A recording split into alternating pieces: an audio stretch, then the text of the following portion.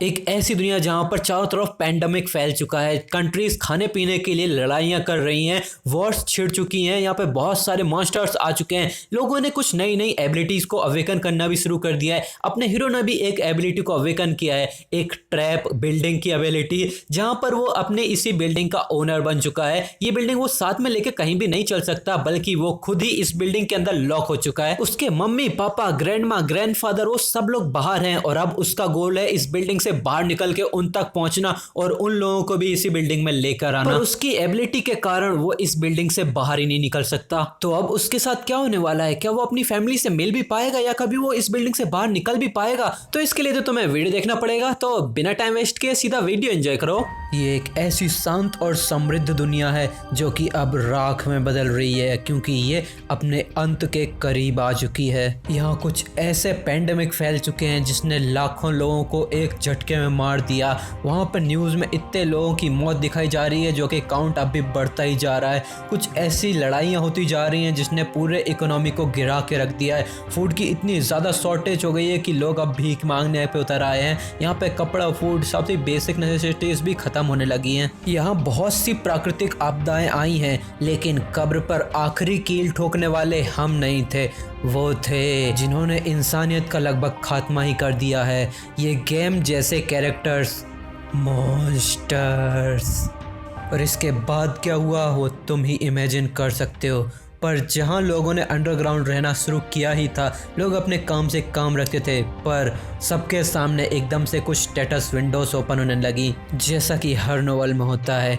पर रियलिटी और नोवेल में बहुत अंतर होता है। जिन लोगों ने अपनी एबिलिटीज़ को अवेकन किया वो लोग काफ़ी नहीं थे इस अपोकलिप्स का सामना करने के लिए। हमें इस अपोकलिप्स की शुरुआत के 3 दिन के बाद का सीन दिखाते हैं। यहाँ पर सारी बिल्डिंग्स यहाँ पर टूटा फूटी पड़ी होती हैं, पर एक बिल्डिंग अब भी सीना तान के खड़ी है। इसी बिल्डिंग के अंदर कोई इंसान अपना पेट भरने के लिए खाना खा रहा है और वो कहता है, हाँ, ये दुनिया अभी पूरी तरह से ख़त्म नहीं हुई है, क्योंकि मैं अपनी नॉर्मल लाइफ अब भी जी रहा हूँ, पर मैं अकेला हूँ। हाँ, इस 100 स्क्वायर मीटर की एक अपार्टमेंट बिल्डिंग में मैं अकेला जी रहा हूँ। मेरे मम्मी पापा, ग्रैंडपा, ग्रैंड माँ, वो सब बाहर हैं। मेरे फादर ने इस बिल्डिंग को खरीदने का फैसला लिया था। इसे खरीदने के लिए हमने 200 मिलियन बैंक से लोन लिए और हमारी सारी घर, एसेट तो सब कुछ बेच के 200 मिलियन और जमा किए। पर मैं इतना अमीर नहीं हूँ, फिर भी मैं यहाँ अकेले क्यों रह रहा हूँ?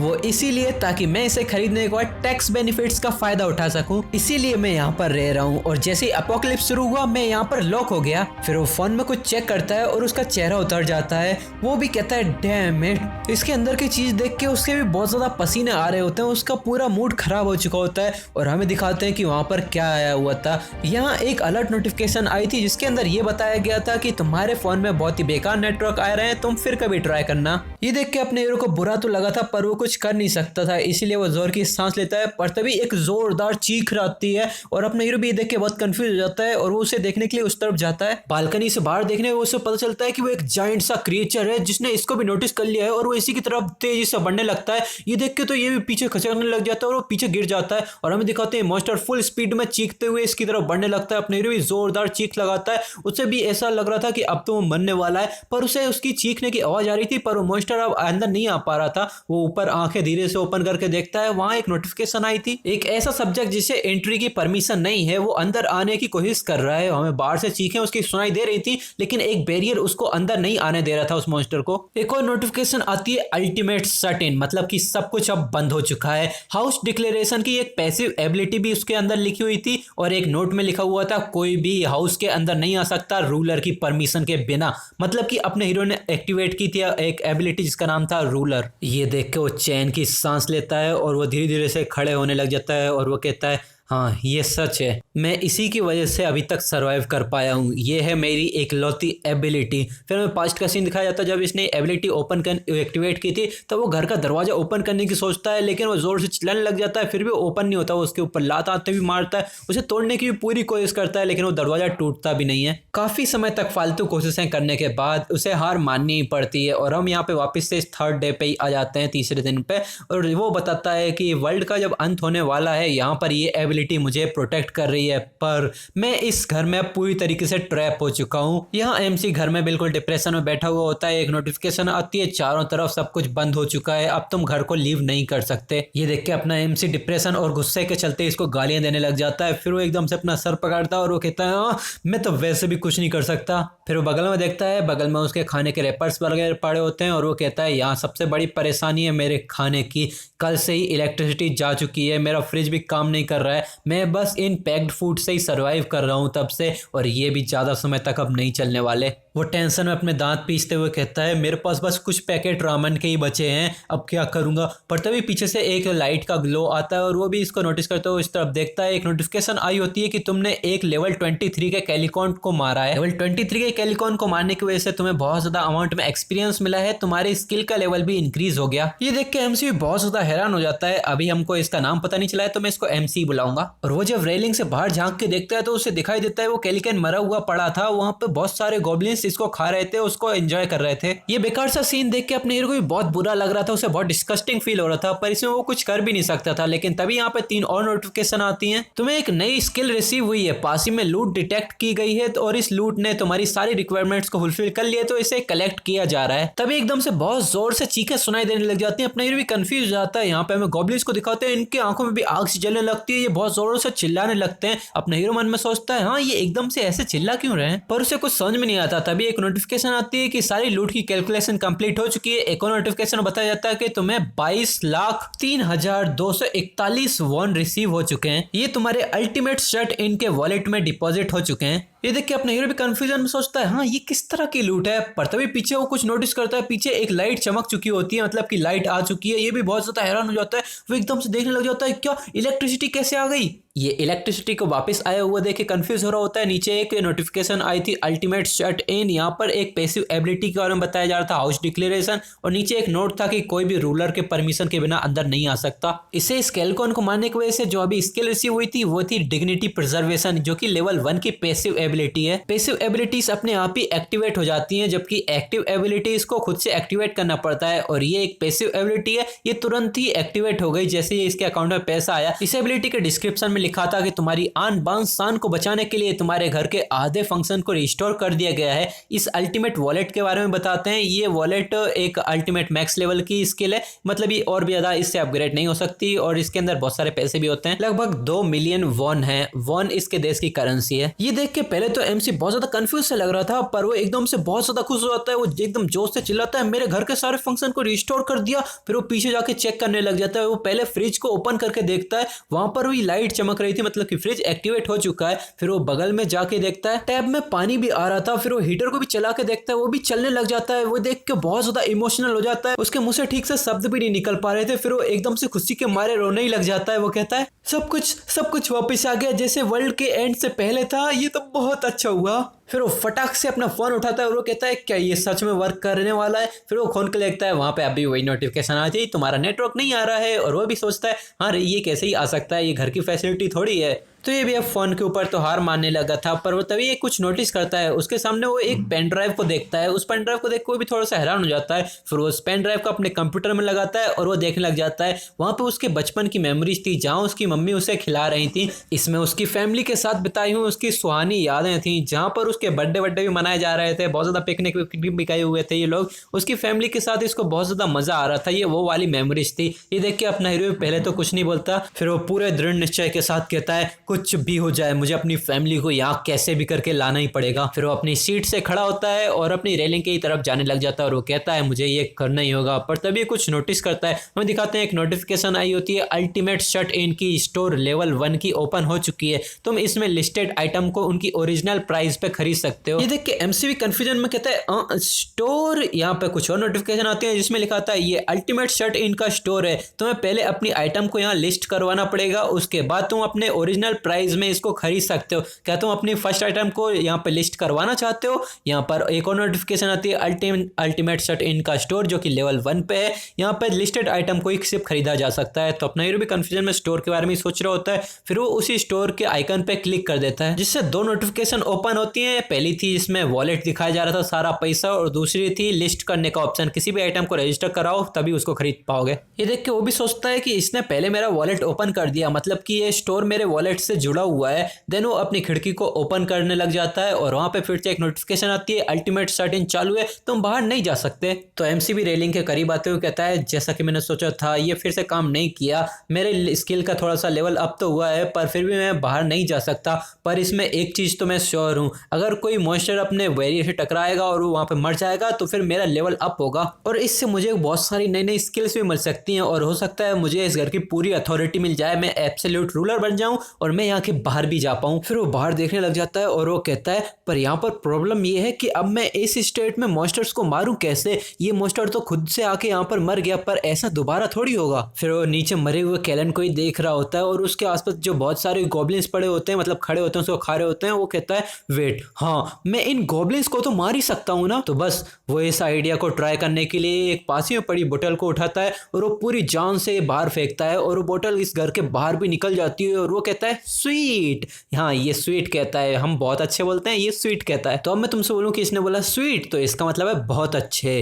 तेन ये बोलता है स्वीट ये काम किया, अगर ऐसा है तो। तेन वो पास ही में रखा हुआ एक डंबल को उठाता है और वो कहता है तो अब मैं इसका इस्तेमाल करूंगा। और वो जो बाहर डंबल लेके आता है वो देखता है यहाँ पर बहुत सारे गॉब्लिन्स की टोलियां यहाँ पे कुछ तो काम कर रहे होते हैं और हमें दिखाते हैं कि वो सारा अपना सामान पैक पुक करके यहाँ से निकलने की तैयारी कर रहे होते हैं। यहाँ पे अपना हीरो चिल्लाता है डैम इट, भागो मत यहाँ से। फिर वो एकदम से अपना डंबल को लेता है और एकदम से निशाना लगाता है और पूरी ताकत से जोर से फेंक देता है। वो डंबल जाता है और यहाँ पे ये रिक्वेस्ट भी करने लग जाता है उस डंबल से प्लीज हिट करना। वो जाके डंबल हिट तो करता है लेकिन मरी हुई डेड बॉडी को, जिसे ये गॉब्लिन्स भी नोटिस कर लेते हैं और वो अजीब अजीब सी फिर से आवाजें निकालने लगते हैं। इससे अपने हीरो भी डिसअपॉइंट तो हुआ होता है। फिर वो पीछे एक डंबल की तरफ देखता है और वो कहता है ये अब मेरे पास आखिरी बचा है। फिर वो अपने हाथ बांध के सोचने लग जाता है कि अब मुझे क्या करना चाहिए, यहाँ पर मेरे पास डंबल के अलावा और कुछ भी नहीं है जिसे मैं फेंक के इनको मार भी सकूं और मैं इतना ताकतवर तो हुई नहीं कि मैं टीवी फ्रिज उठा के इनके ऊपर निशाना लगा सकूं। पर तभी ये नोटिस करता है कि गॉब्लिन्स की चीखें बहुत तेज हो चुकी हैं। फिर वो इनकी तरफ देखता है, हमें दिखाते हैं गॉब्लिन्स इसी को देख के बहुत ज्यादा चीखें लगा रहे थे।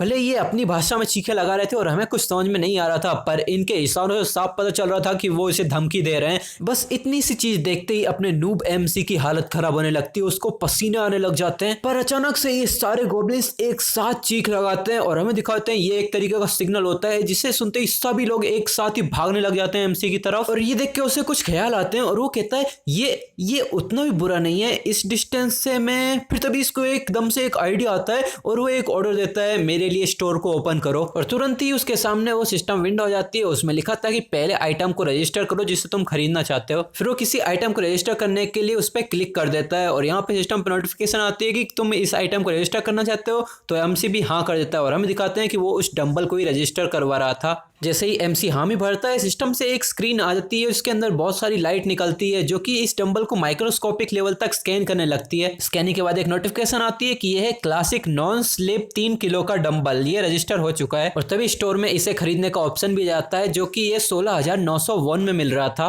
और अभी एमसी के पास 2 मिलियन वॉन से भी ज्यादा पैसे हैं, तो उसे पैसों की तो अभी चिंता करने की जरूरत नहीं है। पर वो इस चीज को देख के हैरान हो जाता है क्योंकि ये वही प्राइस था जिस प्राइस में इसने इस डंबल को ऑनलाइन से खरीदा था। और वो समझ जाता है कि यहाँ की मार्केट प्राइस दुनिया के खत्म होने से पहले की मार्केट प्राइस से सेम ही है। फिर वो उसे खरीदने के ऑप्शन पे क्लिक करता है जहां पर उसकी पूरी डिटेल्स आ जाती हैं उसकी परचेस की। यहाँ पे हम बताते हैं कि एक साथ 2 डंबल्स खरीदाएंगे, तो अपना हीरो भी हामी भर देता है और उन दोनों को खरीद लेता है। ये डिलीवरी का तरीका थोड़ा कैजुअल है। सिस्टम की स्क्रीन से एक लाइट निकलती है और वो डंबल वहीं पे मटेरियलाइज हो जाता है। तो अपना हीरो भी खुश होते हुए कहता है वाह ये काम किया, स्वीट, इसका वजन भी बहुत अच्छा है। पता नहीं क्यों मुझे ये बोलने में बहुत मजा आया। पर तभी में दिखाते हैं अपने हीरो के फ्लोर के अंदर से एक डंबल उड़ता हुआ आता है और वो सीधा जाके इस गॉब्लिन के सर पे लगता है। इसकी भी बहुत ज्यादा चीख निकल जाती है और वो एक ही शॉट में मारा जाता है क्योंकि गॉब्लिन इसी तरफ बढ़ते हुए आ रहा था और अपने हीरो ने भी फुल फोर्स से इतनी ऊपर से फेंका था तो एक ही शॉट में मर जाता है। उसी के साथ साथ 3 नोटिफिकेशन नोटिफिकेशन आती है कि तुमने गॉब्लिन को मार दिया है, उससे तुम्हें एक्सपीरियंस पॉइंट मिले हैं और 3345 वन तुम्हारे वॉलेट में डिपॉजिट कर दिए गए हैं। सक्सेसफुली गॉब्लिन का हंट करने की वजह से अपना हीरो भी बहुत ज्यादा खुश लग रहा था। यहाँ में गॉब्लिन्स को भी दिखाते हैं,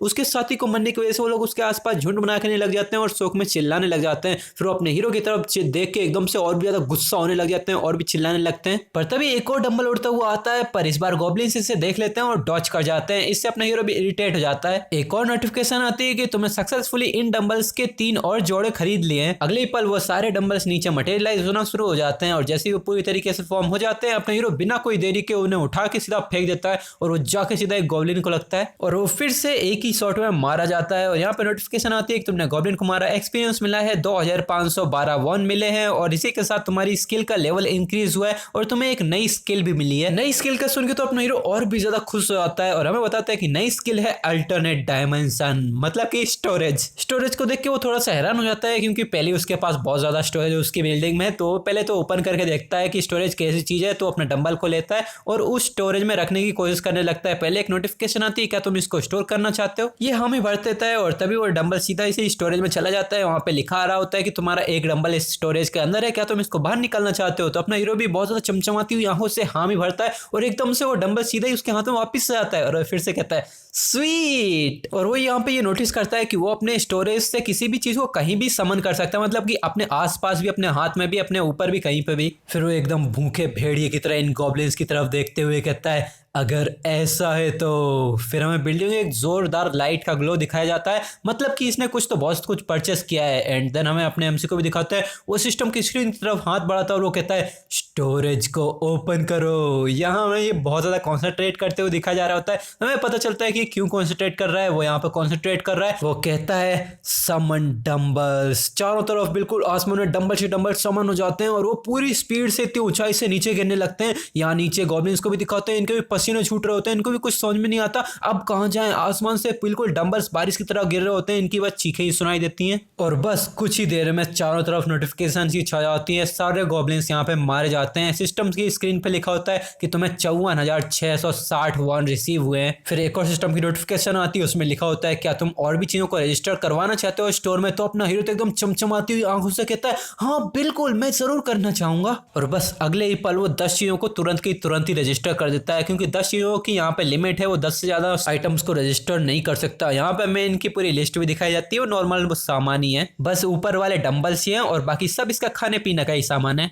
और इसने यहाँ पर ये सब कुछ बिना सोचे समझे नहीं किया है, उसने पूरे ध्यान से सब कुछ लिस्ट किया है। जो चीज़ें उसे अभी के लिए चाहिए इसने उन्हीं चीज़ों को यहाँ पे लिस्ट किया है। पर तभी ये कुछ नोटिस करता है, वहाँ पे उसके वॉलेट में 1 वॉन कम हो चुका है। 1 वॉन से भाई क्या ही फर्क पड़ता है, क्यों नोटिस किया होगा इसने, पर ये नोटिस करता है कि उसने 1 वॉन कहाँ पर कमा दिया है। इस 1 वॉन में तो उसने कुछ खरीदा भी नहीं होगा। देन वो कुछ नोटिस करता है, यहाँ पे चारों तरफ लाइट इलेक्ट्रिसिटी जल रही है। क्या शायद ये हो सकता है कि ये रेफ्रिजरेटर का बिल हो? उसे ये थोड़ा परेशानी भरा लगता है, पर वो फिर गुस्से में कहता है वो कमी गॉब्लिन्स, जैसे ही मैंने उनके ऊपर डंबल्स फेंक के उन्हें मारना शुरू किया, उन्होंने इस घर को छोड़ ही दिया और वो यहाँ से तुरंत ही भाग गए सारे के सारे। और तब से मैं सिर्फ 2 ही गॉब्लिन्स को मार पाया हूँ। उसको बहुत ज्यादा पसीने आ रहे थे क्योंकि वहां पे उसको और कोई नहीं मिल रहा था। फिर वो बालकनी के पास जाके देखता है कि कोई और क्रिएचर यहाँ पे एक आधी तो बचा ही होगा। नीचे वो देखता है कि उसी मरे हुए कैलन का सर पड़ा होता है और वो कहता है यहाँ तो अब एक भी नहीं है। उसे बहुत ज्यादा पसीने आने लग जाते हैं और वो कहता है अब मैं यहाँ पे और कोई क्रिएचर कहाँ से देखूँ, क्या मुझे बाहर भी जाना पड़ेगा? नहीं, पर मैं बाहर तो जा भी नहीं सकता, मैं हंटिंग कैसे करूंगा? फिर वो ऊपर आसमान में देखने लगता है और वो कहता है क्या मैं फिर से पिछली बार की तरह लकी हो सकता हूँ कि मुझे कोई बेवकूफ उड़ने वाला कैलन यहाँ पे उड़ता हुआ दिख जाए?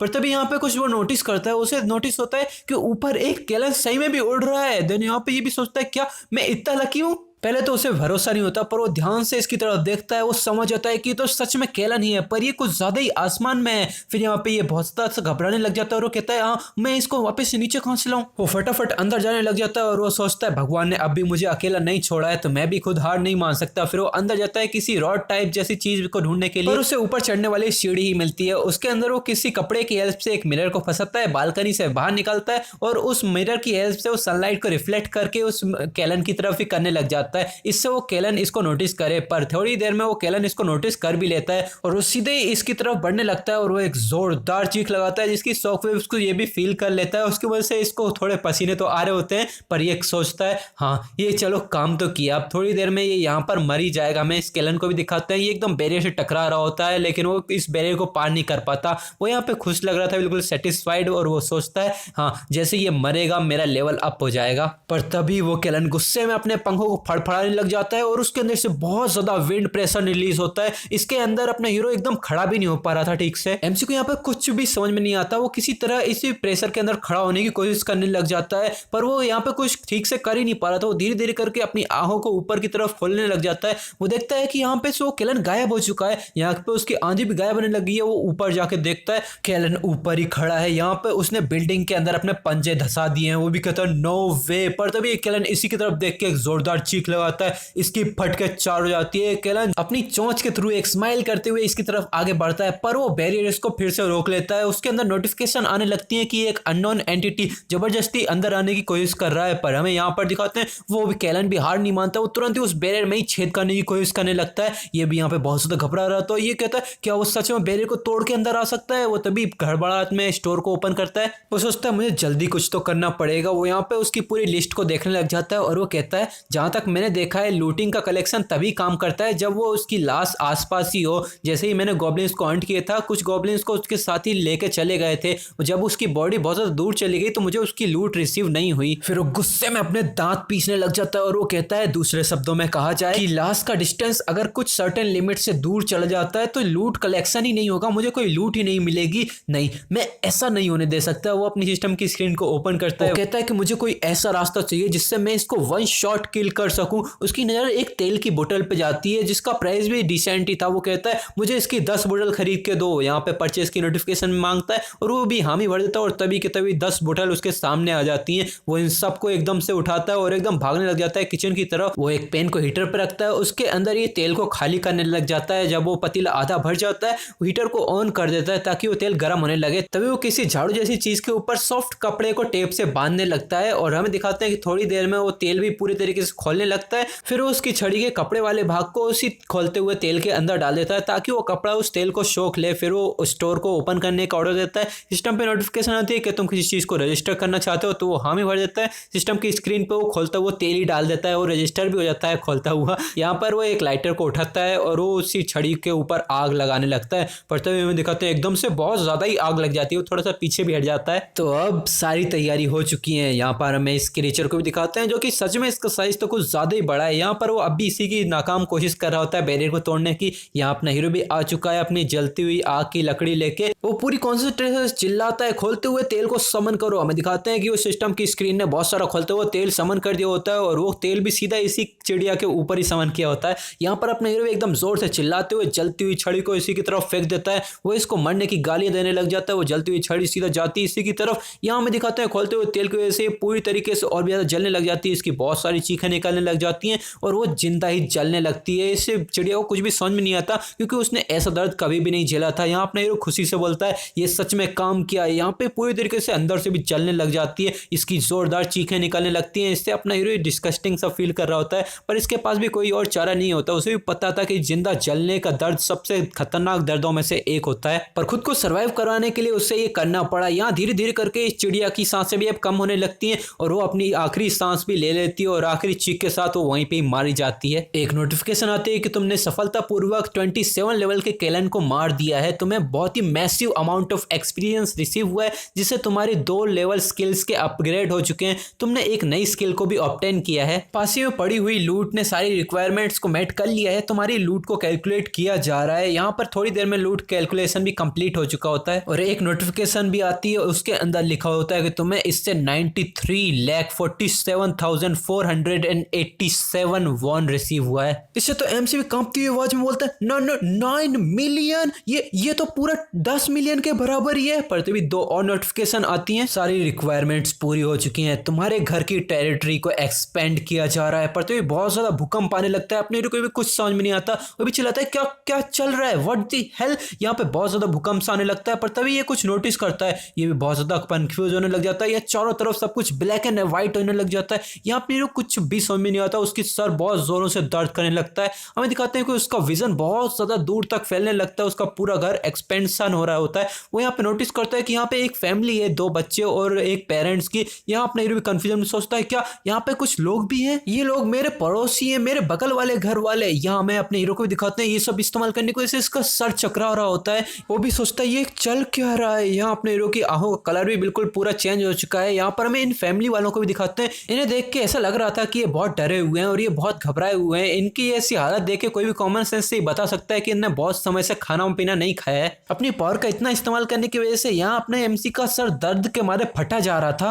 वो एकदम से चीख लगाता है जिससे सब कुछ नॉर्मल होने लग जाता है। उसके आसपास कुछ डार्क कलर का माना फ्लोट कर रहा है और अभी नहीं पता हमें कि ये डार्क कलर का माना क्या है। थोड़ी देर में सब कुछ नॉर्मल होने लगता है तो यहाँ पर सिस्टम की स्क्रीन पर सभी मेंबर्स की इंफॉर्मेशन बताई जाती है। इस बंदे का नाम है चोई हुआंगजिन, हम इसको चोई ही बुलाएंगे। ये एक हस्बैंड है और ये अपनी लेट 30s की उम्र में है। इस लड़की का नाम है पार्क होयोंग, हम इसको पार्क ही बुलाएंगे। इसका ये वाइफ है इसी बंदे की और ये भी अपनी लेट 30s में है। इन दो के ये 2 बच्चे हैं, इनकी जेंडर का तो पता नहीं पर एक 3 साल का और एक 6 साल का है। एक और नोटिफिकेशन में बताया जाता है तुमने कुछ ऐसे बींग्स को डिस्कवर किया है जिनको सिटीजनशिप दी जा सकती है, क्या तुम इनको सिटीजनशिप देना चाहते हो? तो पहले तो अपना हीरो थोड़ा सा हेजिटेट करता है और फिर सिस्टम से पूछता है अगर मैं इनको सिटीजनशिप ना दूं तो इनके साथ क्या होगा? तो एक नोटिफिकेशन में बताया जाता है जिनके पास सिटीजनशिप नहीं होगी उन्हें यहाँ से बाहर निकाल दिया जाएगा और मॉन्स्टर्स उनके ऊपर हमला कर सकते हैं। क्या तुम श्योर हो, क्या तुम इनको सिटीजनशिप नहीं देना चाहते? ये सुन के तो अपना हीरो भी थोड़ा सा चुप रह जाता है। फिर वो कहता है अगर मैंने इनको सिटीजनशिप नहीं दी तो ये तो यहीं पे जाके मारे जाएंगे। तो वो सिस्टम से हेजिटेट करते हुए कहता है ठीक है दे दो इनको सिटीजनशिप। अगली नोटिफिकेशन बताई जाती है कि चारों लोगों को सिटीजनशिप मिल चुकी है। अपना हीरो सोचता है ये तो बहुत अच्छा हुआ, अब सबको सिटीजनशिप मिल गई है तो अभी मेरे पास सिटीजनशिप से रिलेटेड कुछ नई स्किल्स भी मिली हैं। पहले तो अभी अभी मिली हुई स्किल को ही देखता है। अल्टीमेट सर्टेन में अल्टीमेट आइस जो कि लेवल 1 की है, इसकी हेल्प से घर के अंदर जो कुछ भी चल रहा है वो तुम्हारी आंखों से नहीं छुप सकता।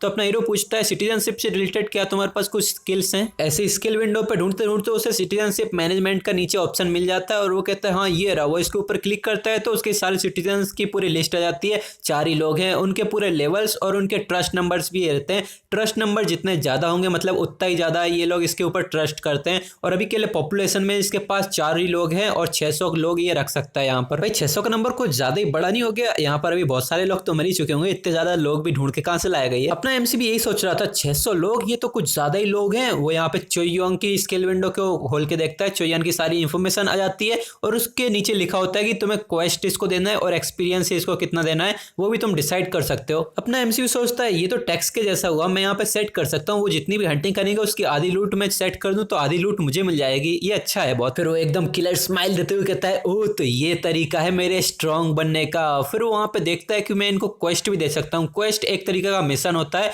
और वो कहता है चलो इसको मिशन दे के देखते हैं। जब वो इस विंडो पे क्लिक करता है तो क्वेस्ट की बेसिक डिस्क्रिप्शन आ जाती है कि तुम्हें क्वेस्ट में उससे क्या करवाना है, कितनी टाइम लिमिट रखनी है, क्या रिवॉर्ड रखना है और फेलियर की पेनल्टी क्या रखनी है। फिर अपना एमसी सोचता है ओ ये तो कितना ज्यादा आसान है, मैं इतनी आसानी से मिशन बना सकता हूँ। वो तुरंत ही एक नया मिशन बना देता है जिसमें उसने लिखा था कि तुम्हें एक गॉब्लिन को हंट करना है, उसकी टाइम लिमिट है 168 घंटे और यहाँ पे इसके रिवॉर्ड में थोड़ा सा अमाउंट का एक्सपीरियंस मिलेगा और फेलियर की कोई पेनल्टी नहीं लिखी थी उसने। जैसे ही वो इसे कंफर्म करता है तो सिस्टम फिर से पूछता है क्या तुम क्वेस्ट को कंफर्म करना चाहते हो, क्या तुम ये उसे देना चाहते हो? तो अपना हीरो पहले सोचता है हाँ ये छोटा सा अमाउंट का रिवॉर्ड दिया है मैंने, ये उतना भी ज्यादा बुरा नहीं है। वैसे मैं ये सोच रहा हूँ कि मैं ज्यादा से ज्यादा पेनल्टी कितनी बड़ी रख सकता हूँ। फिर वो चेक करने के लिए वहां पे जाता है और सेट कर देता है क्वेस्ट की पेनल्टी डेथ, अगर तुमने क्वेस्ट कंप्लीट नहीं की तो तुम वहीं पे मारे जाओगे। और वो कंफर्म पर क्लिक करता है तो ये कंफर्म हो भी जाता है। तो वहां पे वो पूछता है क्या तुम सही में ये क्वेस्ट करना चाहते हो? तो अपना हीरो कहता है अरे नहीं नहीं नहीं। जैसे वो मना करता है उसकी सारी क्वेस्ट भी पूरे कैंसिल हो जाती है। फिर वो थोड़ी देर के लिए सोचता है और फिर वो कहता है ऐसे चलता रहा तो मैं तो किसी भी टाइम पे अपने सिटीजन को कैसे ही मार सकता हूँ, वैसे ये मेरी एबिलिटी है तो अब मुझे क्या करना चाहिए अभी के लिए। देन वो सोचता है हाँ ठीक है। फिर वो अल्टीमेट आइस को फिर से एक्टिवेट करता है उन्हीं लोगों पे नजर रखने के लिए। जैसे वो अल्टीमेट आइस को एक्टिवेट करता है चारों तरफ का माहौल बदल जाता है। वो कहता है मैं सब कुछ देख पा रहा हूँ क्लियरली। फिर वो जाता है उसी फैमिली की तरफ और वहीं पे देखने लगता है चारों लोग बहुत ज्यादा उदास लग रहे थे। उसकी वाइफ पूछती है अब हमें क्या करना चाहिए? उसका हस्बैंड कहता है और मैं क्या ही कर सकता हूँ, एटलीस्ट मुझे बाहर जाके पानी तो लाना ही पड़ेगा। वो अपना माथा पकड़ के कहता है मैं यहाँ पे बच्चों के साथ रह के इंतजार ही करना चाहता था पर अब कोई रास्ता नहीं है। तो उसकी वाइफ कहती है बाहर बहुत ज्यादा खतरा है, बाहर कितने सारे मॉन्स्टर हैं तुमने देखा नहीं क्या? पर वो कहता है हाँ मुझे पता है पर अपने पास और कोई चॉइस भी तो नहीं है। उसकी वाइफ भी घबराते हुए कहती है क्या अभी ऐसी कोई जगह होगी भी जहाँ पर पानी होगा? तो ये बंदा भी एकदम घबराते हुए कहता है मैं फिर भी कोशिश करना चाहता हूँ, पास ही में जो कन्वीनियंस स्टोर है वो थोड़ा बहुत बड़ा तो है, उसमें कुछ तो होगा ही। ये सुनकर तो उसकी वाइफ भी कुछ नहीं बोल पाती, उसे भी पता था ये परेशानी बहुत बड़ी है, अगर हमने यहाँ पे कुछ नहीं किया तो हम तो भूख प्यास से ही मर जाएंगे। पर तभी उसकी बच्ची बगल में बैठी थी, वो भी कहती है मम्मी मुझे प्यास लगी है। तो यहाँ पे ये सुन के तो उसके पेरेंट्स भी चुप रह जाते हैं। और अब यहाँ पे इसका हस्बैंड भी सोच लेता है मुझे कैसे भी करके बाहर से कुछ तो खाने के लिए लाना पड़ेगा। फिर वो इसकी वाइफ को दिलासा देते हुए कहता है तुम मुझ पर भरोसा करो, मैं बाहर जाके जरूर से कुछ तो खाने के लिए लेकर आऊंगा। ये सुन के इसकी वाइफ भी अपनी आंखें बंद कर लेती है, वो भी कुछ नहीं बोल पाती। अब उसके पास शब्द ही नहीं बचे थे कि वो क्या कहे इस मोमेंट पे। यहाँ पर अपने हीरो भी अपनी इन आइज को बंद कर लेता है और वो वापस से यहीं पे आ जाता है। उसे इससे यूज करने से थोड़ी बहुत परेशानी तो हो रही थी और वो सोचता है हाँ मैं तो ये भूल ही गया था कि बाकी लोगों की कंडीशन तो और भी ज्यादा बुरी हो रखी है, मुझे इनके लिए कुछ तो करना पड़ेगा। उसकी खुद की हालत बुरी थी लेकिन वो बाकियों के बारे में सोच रहा था। वो एक कमांड देता है कि मेरे लिए स्टोर को ओपन करो। नीचे किसी आइटम को रजिस्टर करने का ऑप्शन आ रहा था और अपना हीरो भी सोचता है अभी के लिए मेरी कैपेसिटी बहुत ज्यादा कम है, ये बहुत अच्छा होता कि अगर मैं थोड़ी बहुत और इसकी कैपेसिटी बढ़ा पाता। जैसा कि हमने लास्ट एपिसोड में देखा था, अर्थ पे मॉन्स्टर्स ने हमला कर दिया था, लोगों ने अपनी नई नई एबिलिटीज को अवेकन करना भी शुरू किया था। अपने हीरो ने भी एक यूनिक एबिलिटी को अवेकन किया था, एब्सोल्यूट रूलर की एबिलिटी, जिससे एक बिल्डिंग इसी का ही साम्राज्य बन जाती है और ना ही वो इसके बाहर जा सकता है, ना ही कोई मॉन्स्टर इसके अंदर आ सकता है। इस एबिलिटी की वजह से वो बहुत ज्यादा परेशान हो जाता है क्योंकि वो चिंता कर रहा था अपनी फैमिली के बारे में जो कि इस टाइम पे उससे बहुत ज्यादा दूर थी। अब वो इस बिल्डिंग के बाहर तो नहीं जा सकता था, इसीलिए वो यहीं से ही सामान फेंक फेंक के मॉन्स्टर को मारने लगता है, जिससे वो लेवल अप कर जाता है। इससे उसकी टेरिटरी बहुत ज्यादा इंक्रीज हो जाती है और इससे उसे पता चलता है कि पड़ोस में ही एक डरी सहमी फैमिली रह रही है जो बहुत ज्यादा भूखी प्यासी है और उन्हें इस मॉन्स्टर वाली दुनिया में रहने के लिए बहुत ज्यादा तकलीफ हो रही है। तो एमसी भी इनकी मदद करने के बारे में सोचता है और हमारा एपिसोड भी यहीं से ही शुरू होता है। अपना एमसी सोचता है कि स्टोर में थोड़ी और कैपेसिटी हो तो मैं कुछ चीजें और इसमें ऐड कर सकता हूं। देन वो अपनी स्किल विंडो को ओपन करता है और उसके सामने स्किल विंडो ओपन हो जाती है जहां पर उसके पास 3 स्किल अभी दिखाई जा रही है। एक है लेवल 1 का स्टोर, उसे अपग्रेड करने के लिए 3 पॉइंट्स चाहिए। दूसरी है डिग्निटी प्रिजर्वेशन, ये लेवल 1 की स्किल है, इसे भी अपग्रेड करने के लिए 3 पॉइंट्स चाहिए। तीसरी है स्टोरेज, वो भी लेवल 1 का है, अपग्रेड करने के लिए 3 पॉइंट्स चाहिए। ये देखो बहुत ज्यादा एक्साइटेड हो जाता है, वो बहुत खुश लग रहा था क्योंकि उसे पता था कि वो लेवल 1 के स्टोर को अब लेवल 2 का कर सकता है क्योंकि उसके पास पॉइंट थे, इससे स्टोर की कैपेसिटी भी इंक्रीज हो जाएगी।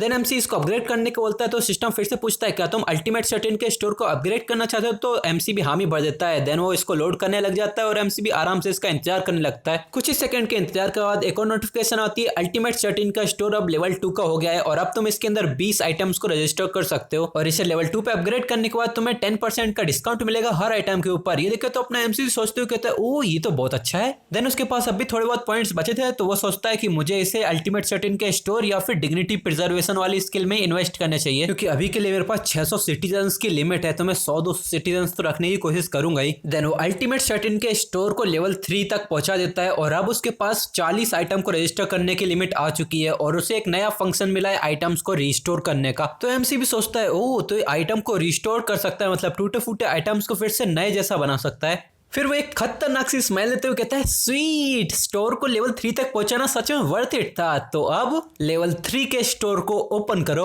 देन वो स्टोर इसके सामने ओपन हो जाता है और वो थोड़ा बहुत खाना पानी इसमें से खरीद लेता है। देन वो इसके खरीदने की कंफर्मेशन मांगता है एंड देन वो भी स्पेंड कर देता है पैसे और वो चीजें खरीद लेता है। फिर वो सोचता है कि मुझे अपनी बाकी स्किल्स का भी लेवल अप करना चाहिए। देन वो डिग्निटी प्रिजर्वेशन स्किल को लेवल अप करता है और उसके बाद वो सोचता है कि अगर मैं अपने पड़ोसियों को बिजली पानी दूं तो मैं उनसे और भी चीजों की रिक्वेस्ट कर सकता हूँ। एमसी ये सब सोच रहा था तभी एक नोटिफिकेशन आती है कि तुम्हारी डिग्निटी प्रिजर्वेशन स्किल लेवल 2 पे पहुंच चुकी है और अब तुम नए वेसल को भी रजिस्टर कर सकते हो। ये देख के अपना एमसी सोचता है हाँ ये वेसल क्या होता है। फिर हमारा सीन चेंज होता है और हमें यहाँ फैटी को दिखाते हैं। हाँ मैं इसका पुराना नाम भूल गया तो अब से इसका नाम है फैटी। ये बिल्कुल तैयार हो चुका होता है बाहर जाने के लिए, बैग वैग ले चुका है और हाथ में एक हथियार की जगह पे गोल्फ स्टिक लेके खड़ा हुआ है और वो अपनी फैमिली को देखता है क्योंकि उसे लग रहा था कि आगे जो मॉन्स्टर हो सकते हैं वो इनकी जान भी ले सकते हैं और वो आखिरी बार अपनी फैमिली को अच्छे से देखना चाहता था। यहाँ इसकी पूरी फैमिली इसको उम्मीदों से देख रही थी और उसकी वाइफ भी इससे कहती है प्लीज वापस जरूर आना। उसके जाने के बाद उसके बच्चे ज्यादा चिंता ना करें तो वो अपने बच्चों के पास आता है और हंसते हुए उससे बोलता है कि मैं जल्दी वापस आऊंगा, जब तक मैं बाहर जाऊं तो तुम घर का ख्याल रखना, ठीक है। इस सुन के उसके बच्चे भी इसकी तरफ हैरान परेशान होते हुए कहते हैं क्या आप सच में बाहर जा रहे हो पापा। तो उसके फादर भी उसके सर पे हाथ रखते हुए कहता है हाँ मैं अभी थोड़ा खाना पानी देने के लिए बाहर जा रहा हूँ, तो जब तक मैं बाहर रहूँ तो अपनी मम्मी का अच्छे से ध्यान रखना। पर शायद इस बच्ची को भी पता था कि बाहर क्या है। देन वो रोते हुए कहने लग जाती है पर पापा बाहर बाहर बहुत सारे मॉन्स्टर हैं। देन वो पूरी तरीके से रोने लग जाती है और अपने पास्ट को याद करती है जहाँ वो और उसकी उसकी बहन मस्त बढ़िया गाना गाते हुए रेत के साथ खेल रहे थे। वो अच्छे से एक दूसरे की मदद कर रहे थे और एक शायद रेत का महल बना रहे थे। पर तभी यहाँ पे बहुत सारे मॉन्स्टर की चीखें सुनाई देती हैं, जिससे ये दोनों ही बहुत ज्यादा डर जाते हैं, घबरा जाते हैं और वो एकदम से भागने लगते हैं। पर दो छोटे बच्चे आखिर कितनी दूर तक भाग पाएंगे, इसीलिए वहां पे दो और लोग आते हैं और वो उन दोनों को अपने गोदी में उठा लेते हैं और एकदम से भागने लगते हैं और हमें दिखाते हैं ये उसी के पेरेंट्स होते हैं। और इनके पीछे बहुत सारे गॉब्लिन्स भी हैं, पर किसी तरह ये बचते बचाते अपने घर तक पहुंच आए हैं। और रियल टाइम में यहाँ फैटी भी बहुत ज्यादा उदास था, क्योंकि वो अपने बच्चों के लिए कुछ ज्यादा नहीं कर पा रहा था। और यहाँ ये बच्चे भी अपने पापा से बिछड़ने के गम में बहुत ज्यादा तेजी से रोने लग जाते हैं। उसकी मम्मी भी इन दोनों को शांत कराने लगती हैं। और इस टाइम पे फैटी को भी बहुत ज्यादा पसीना आ रहा था और वो भी मन में सोचता है हो सकता है ये मैं लास्ट टाइम पे इन दोनों को देख रहा हूँ। उसके चेहरे से डर साफ साफ पता चल रहा था और वो कुछ भी इसके बाद नहीं बोलता। फिर हमें पीछे गेट के ऊपर नॉक करने की आवाज आती है, जिससे उनकी पूरी फैमिली कंफ्यूज हो जाती है। यहाँ उसकी मम्मी उन दोनों बच्चों को अपने गले से लगा लेती है और ये फैटी भी इसकी तरफ देखता है और वो सोचता है क्या यहाँ पर इस टाइम पे कौन, क्या ये सच में कोई मॉन्स्टर तो नहीं है। फिर दरवाजा खटखटाने की आवाज रुकती है और फिर एकदम से एक आवाज आती है, एक्सक्यूज मी प्लीज दरवाजा ओपन करो। ये सुन के तो फैटी की हालत और भी ज्यादा खराब होने लग जाती है और वो अपने गोल्फ क्लब को हाथ में पकड़ लेता है और वो एकदम से सोचता है मन में क्या ये सच में कोई इंसान है, पर यहाँ पर कोई मॉन्स्टर भी हो सकता है, ये बहुत खतरनाक है। हाँ पर तभी यहाँ पर गेट के बाहर से और एक आवाज आती है, क्या यहाँ पर कोई है। ये देख के तो ये पूरी फैमिली एकदम शांत हो जाती है, कोई एक भी आवाज नहीं निकालता और बच्चों ने भी अपने मुंह पे हाथ रख लिया था। फैटी ने भी अपने डंडे को आगे कर लिया था और वो भी एकदम पोजीशन में खड़ा हो चुका है अपनी फैमिली को प्रोटेक्ट करने के लिए। पर थोड़ी देर के बाद यहाँ पर गेट के अंदर से कोई भी आवाज नहीं आती, तो फैटी भी कहता है क्या वो चला गया क्या। फैटी थोड़ी सी हिम्मत जुटा के आगे बढ़ने लगता है, उसके चेहरे से अभी भी पसीने टपक रहे थे। यहाँ पर ये लोग बहुत ज्यादा टाइम से अंधेरे कमरे में ही रह रहे थे, तो जैसे ये गेट को ओपन करके थोड़ा देखता है बहुत सारी लाइट आती है और बाहर कुछ देख के फैटी के पैरों तले जमीन खिसक जाती है। उसकी आंखें खुली की खुली रह जाती है और वो एक कदम भी आगे बढ़ाने की हिम्मत नहीं करता। और उसे भी पता था कि उसे भी कुछ करना ही पड़ेगा, वरना उसकी फैमिली को बचाने के लिए कोई भी नहीं आने वाला। वो एकदम से अपनी पूरी बॉडी से अपनी फैमिली को प्रोटेक्ट करने लग जाता है। वो जोर से चिल्लाता है नहीं। ये सुनकर तो उसकी फैमिली में पूरे सभी लोग रोने लग जाते हैं, उसकी वाइफ भी जोर से चिल्लाने लग जाती है, उसके बच्चे भी सारे के सारे रोने लग जाते हैं। फैटी भी अपनी फैमिली को गले लगा लेता है और वो कहता है प्लीज मेरे बीवी बच्चों को कुछ मत करना। पर पीछे से कोई कहता है हाय एक्सक्यूज मी। ये देख के तो फैटी भी कंफ्यूज हो जाता है, वो थोड़ी सी आंखें ओपन करता है, वो सारे बच्चे भी इसकी तरफ आंखें ओपन करते हैं। हमें दिखाते हैं यहाँ अपना एमसी भी रिसोर्सेज लेके खड़ा हुआ है। यहाँ पे फैटी कहता है हाँ तुम कौन हो। ये देख के यहाँ पर एमसी को भी पसीने आ रहे थे, वो भी सोचता है जैसा मैंने सोचा था यहाँ पे तो हालत उससे भी ज्यादा बुरी है। वो कहता है मेरा नाम किंग जेयून है और मैं आपका पड़ोसी हूँ। यहाँ हमें पहली बार अपने एमसी का नाम पता चला है, तो मैं इसे किंग जेयून या फिर एमसी जो पहले मुंह से निकला उसी नाम से बुला दूंगा। देन एमसी जो खाना पानी अपने साथ लेके आया था वो इनकी तरफ बढ़ाता है और वो कहता है मेरे पास थोड़ा सा खाना पानी है, तो आप लोग पहले अच्छे से खा लो, उसके बाद हम क्या थोड़ी देर बात कर सकते हैं। ये देख के फैटी भी कहता है क्या खाना पानी। देन वो थोड़ा सा रियलाइज करता है और वो खड़ा होने लग जाता है। देन वो अपनी फैमिली की तरफ देखता है, उसकी फैमिली भी थोड़ी सी शौक लग रही थी। देन वो भी सोचता है हाँ मैं फालतू में डर रहा था, वैसे खाना पानी मेरे पास कोई भी इसे रिफ्यूज करने का कोई रीजन नहीं है, हो सकता है ये बंदा हमारी थोड़ी मदद कर सके। देन वो बिल्कुल फॉर्मली अपने हीरो की तरफ मुड़ता है और वो कहता है अभी के लिए आप प्लीज अंदर आ जाइए। यानी यहाँ पर अपने एमसी भी अंदर आ जाता है और यहाँ वो देखता है कि उसकी दोनों बच्चियां अपने हीरो को बिल्कुल डेथ स्टेयर दे रही थी, वो एकदम अखियों से गोलियां मार रही थी। और ये देख के अपने एमसी को भी पसीने आ रहे थे, वो भी झूठी हंसी हंसते हुए मन में सोचता है क्या मैंने इनको कुछ ज्यादा ही बड़ा शौक दे दिया। फिर वो यहाँ खिड़कियों की तरफ देखता है जहां पर बिल्कुल पर्दे अर्दे से पूरा पैक पुक करके रखा था ताकि पूरे रूम में यहाँ पे अंधेरा था। और वो सोचता है ये थोड़ा सा इंटेलिजेंट मूव तो है, क्योंकि इससे मॉन्स्टर्स को बिल्कुल भी आभास ही नहीं होगा कि यहाँ पर कोई है भी। पर अब ये इलाका मेरे अंडर में है तो मॉन्स्टर से डरने की तो कोई जरूरत है नहीं। तो देन वो कॉन्सेंट्रेट करने लग जाता है लाइट्स की तरफ और वो कहता है चलो इसे जला देते हैं। देन वो ऑर्डर देता है लाइट्स को जला दो और एकदम से यहाँ पे लाइट आ जाती है। इससे तो फैटी और भी ज्यादा कपकपाने लग जाता है और वो कपकपाती आवाज में ही कहता है हाँ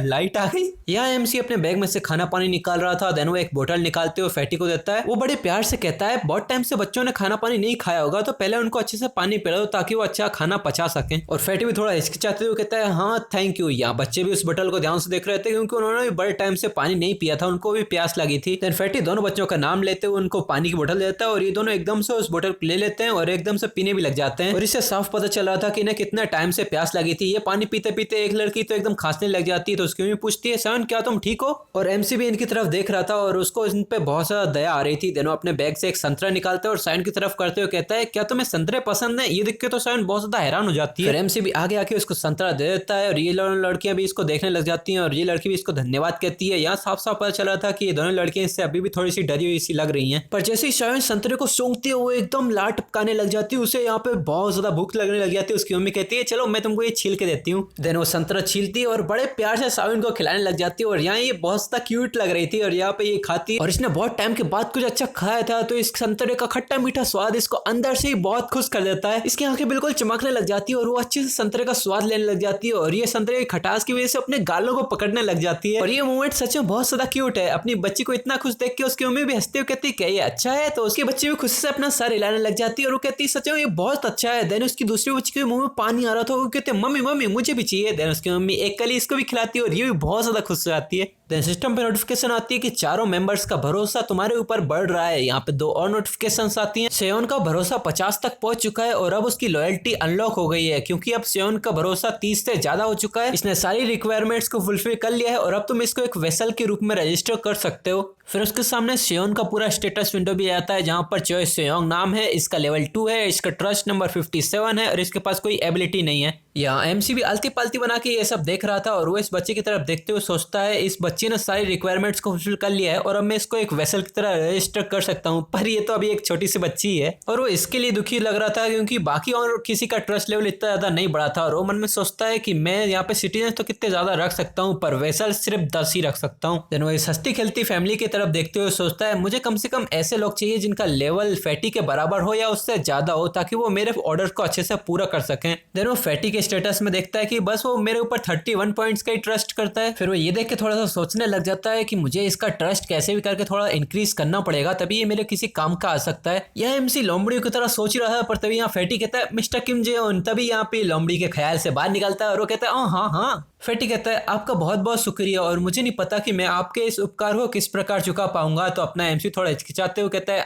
अगर ऐसा है तो चलो कॉरिडोर में चल के थोड़ी सी बात करते हैं। तो यहाँ फैटी भी थोड़ा हिचकिचाता है और वो कहता है ठीक है। तो इसके पीछे पीछे आ जाता है कॉरिडोर में। तो एमसी भी डायरेक्ट पॉइंट पे नहीं आता, वो अपनी बात घुमाने के लिए थोड़ा सा पहले इससे पूछता है क्या तुमको सिटीजनशिप की नोटिफिकेशन आई थी। तो फैटी भी कहता है ओ। देन वो अपने सामने वही सिस्टम की स्क्रीन लाता है और वो कहता है कुछ मिनटों पहले हमारी पूरी फैमिली को ये नोटिफिकेशन आई थी। तो एमसी पूछता है क्या उस टाइम पे कुछ स्पेशल हुआ था। तो फैटी कुछ याद करता है और वो कहता है ओ हाँ उस टाइम पे हमारी बॉडीज कुछ टाइम के लिए फ्रोज हो गई थी, हम कुछ भी मूव नहीं कर पा रहे थे। तो एमसी ये सोच लेता है कि ये लोग तब तक फ्रोजन ही रहते जब तक मैं इनको परमिशन ना दे देता। देन वो फैटी को पूरे नाम से कहता है मिस्टर चोई तुम जैसे अपोकलिप्स के पहले रहते थे मैं उसी तरह की लाइफ देने में तुम्हारी मदद कर सकता हूँ। ये सुन के तो मिस्टर फैटी बहुत ज्यादा हैरान हो जाता है। वो कहता है क्या। एमसी तुरंत कंटिन्यू करता है मैं तुम्हें इसकी गारंटी भी दे सकता हूँ कि मॉन्स्टर कभी भी तुम्हारे घर में नहीं घुसेंगे। तो फैटी भी हैरानी से कहता है क्या ऐसा पॉसिबल भी है। किम जे-उन कहता है हाँ ये पॉसिबल है। देन पहले तो फैटी आंखें बंद करके थोड़ा सा सोचने लग जाता है। फिर वो कहता है हाँ पर मुझे ये भी पता है कि ये फ्री तो नहीं होगा, तो बताओ मुझे क्या करना पड़ेगा। तो एमसी थोड़ा सा हैरानी से कहता है तुम इसमें अपनी जिंदगी भी खो सकते हो, क्या तुम इसको फिर भी कोशिश करना चाहोगे। तो ये सुन के तो फैटी और भी ज्यादा हैरान हो जाता है, वो कुछ नहीं बोल पाता।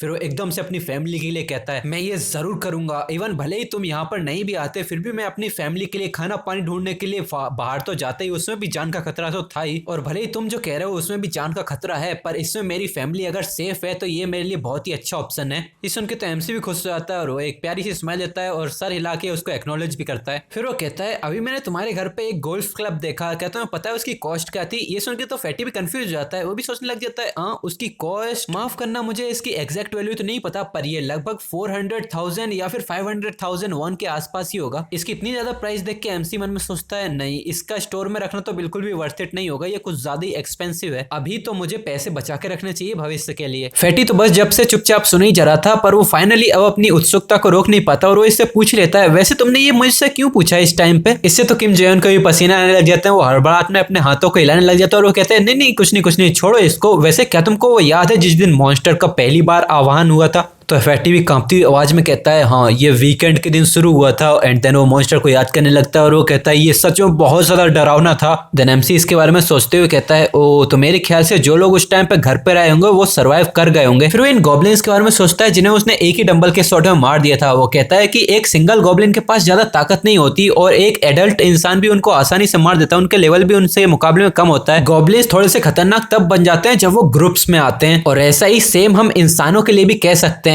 तो इसके लिए देन वो कहता है कि मुझे अब अपनी आर्मी ग्रो करनी पड़ेगी। फिर वो कहता है फैटी, तो ये भी एकदम से हामी भरता है। ये कहता है कि मैं अब तुमसे एक काम करवाना चाहता हूँ। वो कहता है कि अब मैं तुमसे चाहता हूँ कि तुम सर्वाइवर्स को ढूंढो। इसके बाद हमारा सीन चेंज हो जाता है, हमें एमसी की वही टावरिंग बिल्डिंग दिखाई जाती है और एक नोटिफिकेशन आती है कि मिस्टर चोयोन का ट्रस्ट लेवल इंक्रीज हो गया है। और एमसी भी ये नोटिफिकेशन देके कहता है ये फिर से इंक्रीज हो गया। और हमें दिखाते हैं कि वो अपने सिटीजन्स की इंफॉर्मेशन देख रहा था इस सिस्टम की स्क्रीन पे। फिर वो सोचता है कि अगर मैं ऐसे ही लोगों को अपने अंडर में सिटीजनशिप देता रहूं तो मैं एक न एक दिन अपनी फैमिली से जरूर मिल जाऊंगा। पर तभी एक जोरदार मॉन्स्टर की आवाज आती है, तो इससे तो अपना एमसी भी एकदम से उड़ जाता है। वो भी हैरानी से देखने लग जाता है मॉन्स्टर। फिर वो एकदम से खड़ा होता है और खिड़की की तरफ जाने लगता है। वो जो खिड़की के बाहर देखता है उससे वो बहुत ज्यादा हैरान हो जाता है, उसके चेहरे से पसीने आने लगते हैं। वो भी कहता है हाँ यहाँ तो लोग हैं। और हमें दिखाते हैं यहाँ पर बहुत सारे लोग हैं जो मॉन्स्टर्स के साथ लड़ रहे हैं, गॉब्लिन्स के साथ। एमसी सोचता है कि मेरा यहाँ से उनके लिए हेल्प करना तो बहुत ज्यादा मुश्किल होगा। ये मॉन्स्टर पूरे ग्रुप के साथ एक साथ जोरदार चीख लगाते हैं और हमें दिखाते हैं कोई एक बंदा एक सॉकर बॉल को लेता है, एकदम से पूरी जान लगा के जोर से फेंक मारता है,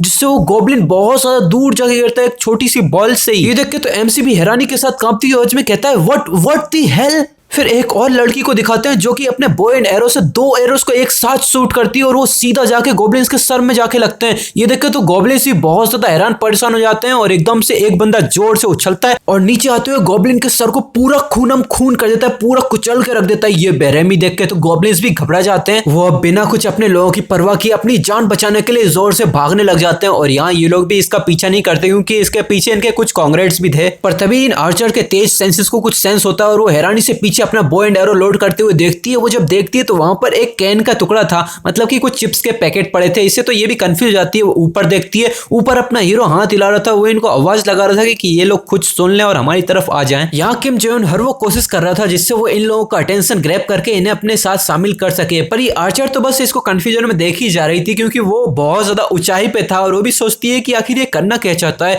यहाँ एमसी हाथ पैर हिला के इनसे कह रहा है यहाँ पर देखो। पर तभी पीछे से इसको नॉक नॉक की आवाज आती है। एमसी कहता है ओह शायद वो आ गया। देन हमें दिखाते हैं यहाँ पर फैटी आया है जो कि अपने साथ किसी टाइप का बक्सा लेके आया है। देन एमसी भी गेट खोलता है और कहता है प्लीज अंदर आ जाओ। तो फैटी भी कहता है थैंक यू। फिर फैटी जब बॉक्स लेके अंदर आने लगता है पर तभी एकदम से उसके सामने एक बेरी रह जाता है। इससे तो इसकी भी एकदम से चीख निकल जाती है। यहाँ पर एक नोटिफिकेशन आती है कोई अंदर आने की कोशिश कर रहा है। फैटी के पास एक नोटिफिकेशन आती है कि तुम इसके लिए ऑथराइज नहीं हो। तो फैटी भी कंफ्यूजन में कहता है क्या अनक्वालिफाइड, इसका क्या मतलब होगा। यहाँ एमसी के पास भी एक नोटिफिकेशन आई थी, अलर्ट की थी लेकिन उसके पास, और वो भी ये सिस्टम की स्क्रीन देखते हुए कहता है क्या ऐसा हो सकता है। ओ देन वो सोचने लग जाता है मन में क्या मेरे अलावा मेरे घर में कोई और एंटर ही नहीं कर सकता, या फिर शायद ये हो सकता है कि अगर मैं किसी को वेसल के तौर पर रजिस्टर करूं तो वो शायद अंदर आ पाएगा। यहाँ फैटी तो बस कंफ्यूजन में बैरियर के बाहर ही खड़ा हुआ था, उसे कुछ भी समझ में नहीं आ रहा था। वो फ्रस्ट्रेशन में अपनी आंखें बंद कर लेता है। फिर किम जेयोन बैरियर के बाहर हाथ निकालता है और वहीं से वो बॉक्स लेने लगता है। वो फैटी बताता है जैसा कि तुमने बोला था कि वेपन्स के जैसे दिखने वाली कोई भी चीजें मैं इस बॉक्स में लेके आ चुका हूँ। जेयोंग भी इस बॉक्स को लेते हुए इसको थैंक यू कहता है। फिर वो अंदर की तरफ आके इस बॉक्स को ओपन करने लगता है जिसके अंदर से इसको कुछ चाकू वगैरह और कुछ शार्प चीजें मिलती हैं। देन वो सिस्टम को ऑर्डर करता है कि मेरे लिए 5 वाटर बोतल और 5 रेमन के पैकेट को ले आओ। सिस्टम भी पहले तो लोड करता है और फिर एक स्क्रीन की लाइट के साथ वो सारे ऑर्डर्स को इसके सामने ले आता है। इससे तो फैटी बहुत ज्यादा हैरान हो जाता है क्योंकि वो देख पा रहे थे कि उसके सामने ये चीजें प्रकट हो गई हैं। फिर एमसी इन सारी चीजों को बॉक्स में भरता है और वो इससे कहता है कि जाओ और इन सारी चीजों को फर्स्ट फ्लोर की एंट्रेंस पे जाके रखाओ। देन फैटी भी उससे बॉक्स लेता है और वो कहता है फर्स्ट फ्लोर है ना, पर ये कुछ ज्यादा ही खतरनाक नहीं हो जाएगा। तो एमसी कहता है हाँ ये सब कुछ ठीक है, मैंने थोड़ा बहुत नोटिस किया है कि ये गॉब्लिन्स बस दिन के उजाले में ही एक्टिव रहते हैं। और फिर वो मन में सोचता है वैसे भी ये खाना उन गॉब्लिन्स के लिए नहीं है,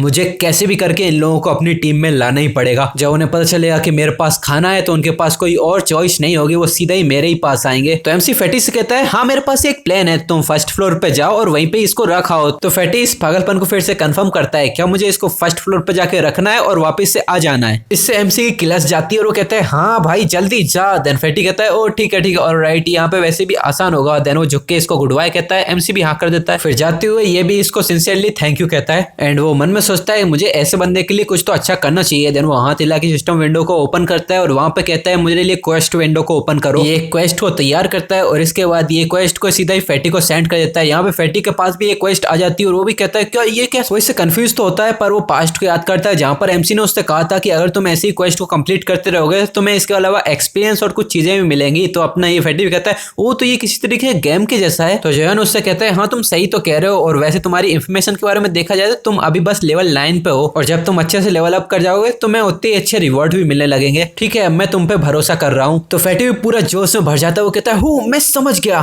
तो अब फैटी अपना मिशन पूरा करने के लिए निकल पड़ता है और वो आता है बाहर की तरफ सीढ़ियों वाले रास्ते पे। वो ऊपर देखता है, वो अभी तो 20 फ्लोर पे है और वो 20 फ्लोर तक पूरा नीचे चलते हुए आता है फर्स्ट फ्लोर तक। ये मिशन सच में हार्ड होगा इसके लिए। देन ये बेचारा फैटी थका आ रहा ऊपर से पूरा नीचे आता है, बाहर निकलता है गोल्फ क्लब को अपने हाथ में लिए पूरा बॉक्स लेके, और वो पसीना पोंछते हुए कहता है फ्यू बस इसको नीचे रखना है और ऊपर जाना है। तभी ये सामने कुछ देखता है जिसे देख के बहुत ज्यादा घबरा जाता है, इसके चेहरे से पसीने निकलने लग जाते हैं। वो सामने देखता है बहुत सारे कुछ शैडोज थे, ये बहुत ज्यादा हैरान हो जाता है और इसके चेहरे में पहला फिगर वही गॉब्लिन्स ही आते हैं, जिसे देख के इसकी भी चीख निकल जाती है और वो कहता है मुझे यहाँ से जल्दी से निकलना पड़ेगा। वो यहाँ से तुरंत भागने लगता है, उसका पैर भी फिसल जाता है और जोर से नीचे गिरता है, सारे बॉक्स की चीजें सब कुछ नीचे गिर जाता है, सारा सामान नीचे गिर जाता है। यहाँ उसकी बॉडी पूरी तरीके से कांपने लग जाती है और वो मैंने सोचता है मूव इट, मुझे जल्दी से भागना पड़ेगा। पर तो ये पीछे घबराते हुए पीछे देखता है, वो एकदम से जोर से चिल्लाने लग जाता है। वो शील्ड के लिए अपने हाथों को आगे करता है और वो कहता है नहीं मुझे मत खाना। पर तभी कोई कहता है हे क्या तुम ठीक हो? इससे तो ये बहुत घबरा जाता है और वो अपने हाथों से बचाने की कोशिश करता है, पर उसके सामने वो एक टीम थी जो मॉन्स्टर से लड़ रही थी और इस बेवकूफ ने जीते जागते इंसानों को मॉन्स्टर समझ लिया था। तो किम जे-उन को एक नोटिफिकेशन आती है कि कुछ ऐसे लोग जिन्हें अंदर आने की परमिशन नहीं है वो अंदर आने की कोशिश कर रहे हैं। पहले तो जे-उन को ये देख के थोड़ी कंफ्यूजन होने लगती है, पर वो एकदम से समझ जाता है क्या ऐसा हो सकता है। फिर वो अपनी अल्टीमेट आईज को एक्टिवेट करता है और वहां पे झांक के देखने की कोशिश करने लगता है। उसकी पावर की वजह से सब कुछ फिर से ब्लैक एंड व्हाइट हो जाता है और एक अजीब सी आंख ओपन हो जाती है और वो आंख जाके देखने लग जाती है। बाहर वही टीम थी जो मॉन्स्टर से लड़ रही थी और उनके आगे फैटी इनको गाइड कर रहा था। तभी आर्चर लड़की कहती है ये वही अपार्टमेंट बिल्डिंग है जिसके अंदर से किसी ने मेरे ऊपर पॉकेट रामन फेंके थे। तो बेसबॉल बैट वाला बंदा कहता है तो क्या उनके पास खाना पानी भी होगा? तो बॉल फेंकने वाला बंदा कहता है हाँ अगर हम इसके बारे में सोचे तो हमारा खाना पानी भी खत्म हो रहा है। और ये सब कुछ अपना एमसी भी देख लेता है। फिर वो अपनी अल्टीमेट आइज को वापस से रिट्रीव करता है और इसे यूज करने की वजह से वो थोड़ा सा थक भी जाता है। वो कहता है ये तो वही लोग हैं जो अभी लड़ रहे थे। पर तभी कुछ नोटिफिकेशंस आती है, यहाँ कुछ ऐसे लोग हैं जिन्होंने सिटीजनशिप के रिक्वायरमेंट्स को पूरा कर लिया है, क्या तुम इनको सिटीजनशिप ऑफर करना चाहते हो? इन नोटिफिकेशन को देख के जियोन सोचने लग जाता है यहाँ पर अभी ऑफर करने के बारे में सोच रहा है। फिर वो परेशानी भरे चेहरे के साथ सोचता है जब मेरी टेरिटरी एक्सपेंड होती है तो उन लोगों के पास जो ऑफर आने का कोई सिस्टम नहीं होता,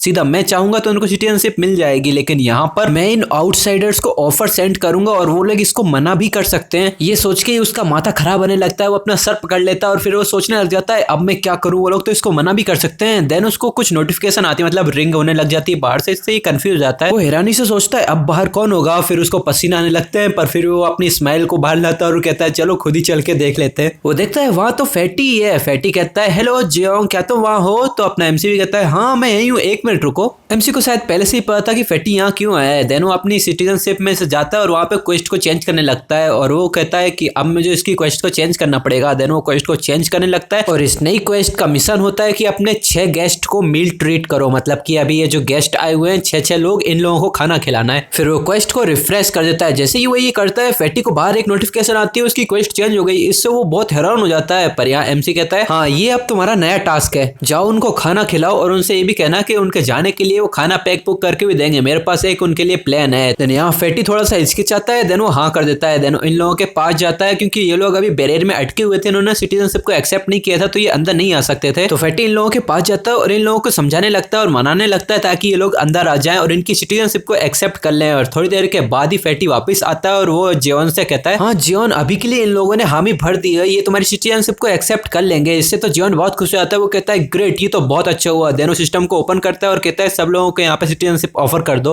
और जैसे ही जियोंग ये ऑफर सेंड करता है तो सब लोग वहां से एक्सेप्ट भी कर लेते हैं और सब लोग अंदर आने लगते हैं। और एक और नोटिफिकेशन आती है कि इन 6 के 6 लोगों को 30th फ्लोर का एक्सेस मिल चुका है और ये लोग अंदर आ जाते हैं। और जैसा कि सब लोगों को पता ही है ये अपोकलिप्स का टाइम है तो कोई भी यहाँ किसी पर भी भरोसा नहीं करता, इसीलिए सभी लोग अभी तक सतर्क ही थे। देन कुछ और नोटिफिकेशन एमसी के पास आते हैं कि तुम्हारे पास अब 10 सिटीजन्स हो चुके हैं और अब तुम्हारे सिटीजन्स को जितने भी एक्सपीरियंस और मनी मिलेगी उसका 10% तुम्हें मिलेगा। और एमसी इससे बहुत खुश हो जाता है और वो कहता है ये तो बोनस एक्सपीरियंस और मनी है, क्योंकि एमसी ने बोनस एक्सपीरियंस और मनी का बोला है तो इसका मतलब ये होगा सिटीजन्स की कमाई का 10% एमसी को नहीं मिलेगा, सिटीजन्स जितना कमाएंगे उसका 10% सिस्टम एमसी को देगा। किम जॉन इन लोगों के बारे में देखते हुए सोचता है कि अगर हम सब लोग ऐसे मॉन्स्टर को हंट करने के लिए ग्रुप्स में जाएंगे तो सिस्टम मुझे इतना अच्छा बफ्स देने वाला है तो मैं तो सबका ही खुले हाथों से स्वागत करूंगा। और यहाँ फैटी इन लोगों को 30th फ्लोर पे आगे ले जा रहा होता है और एक और नोटिफिकेशन में एमसी चेक कर रहा होता है इन सारे सिटीजन्स की इंफॉर्मेशन। इसमें सबसे स्ट्रॉन्ग है हार्ड डोंगियन जो कि लेवल 23 का है, इसका ट्रस्ट लेवल 19 है, बाकी सब भी अच्छे हैं पर उतने भी अच्छे नहीं है इसके बराबर। MC 23 लेवल वाले बंदे के बारे में सोचता है कि ये 23 लेवल का है, ये जरूर मेरे उस कैलन के जितना बराबर का होगा जो मैंने कल मारा था। फिर ये हा डोंगयॉन के स्टेट्स को चेक करने लगता है, उससे इसको पता चलता है कि ये एक अवेकेंट पर्सन है और इसकी एबिलिटी है बेसबॉल थ्रो। ये एक D रैंक की एबिलिटी है जो स्टेमिना कंज्यूम करके बेसबॉल की स्पीड को 3 गुना बढ़ा देती है। ये देख के जियोंग कहता है जैसा कि मैंने सोचा था, ये एक मेटा ह्यूमन है, इसकी एबिलिटी बेसबॉल थ्रो है। अगर हम रियलिटी में भी बेसबॉल को थ्रो करके मारेंगे तो वो एक वेपन की तरह इस्तेमाल हो सकती है, और अगर इसकी स्पीड को कोई 3 गुना तेज कर सकता है तो ये मॉन्स्टर्स को मारने के लिए भी एक परफेक्ट वेपन बन सकता है। और जहां तक बात रही भरोसे की, ट्रस्ट की, वो तो मैं धीरे धीरे करके इंक्रीज कर ही सकता हूँ। देन वो कमांड देता है सिस्टम को, इन सारे 6 के 6 लोगों का एक्सपीरियंस डिस्ट्रीब्यूशन रेशो 70% कर दो। और अगले ही पल एक नोटिफिकेशन आती है कि तुम्हारी सेटिंग कंप्लीट हो गई है। तो MC भी खुशी से बोलता है चलो ये तो हो गया, अब बस मुझे इनको एक मिशन देना है मॉन्स्टर हंटिंग का। फिर बस ये लोग बाहर जाके मॉन्स्टर को हंट करेंगे और मैं घर बैठ के बढ़िया एक्सपीरियंस और पैसा कमाऊंगा।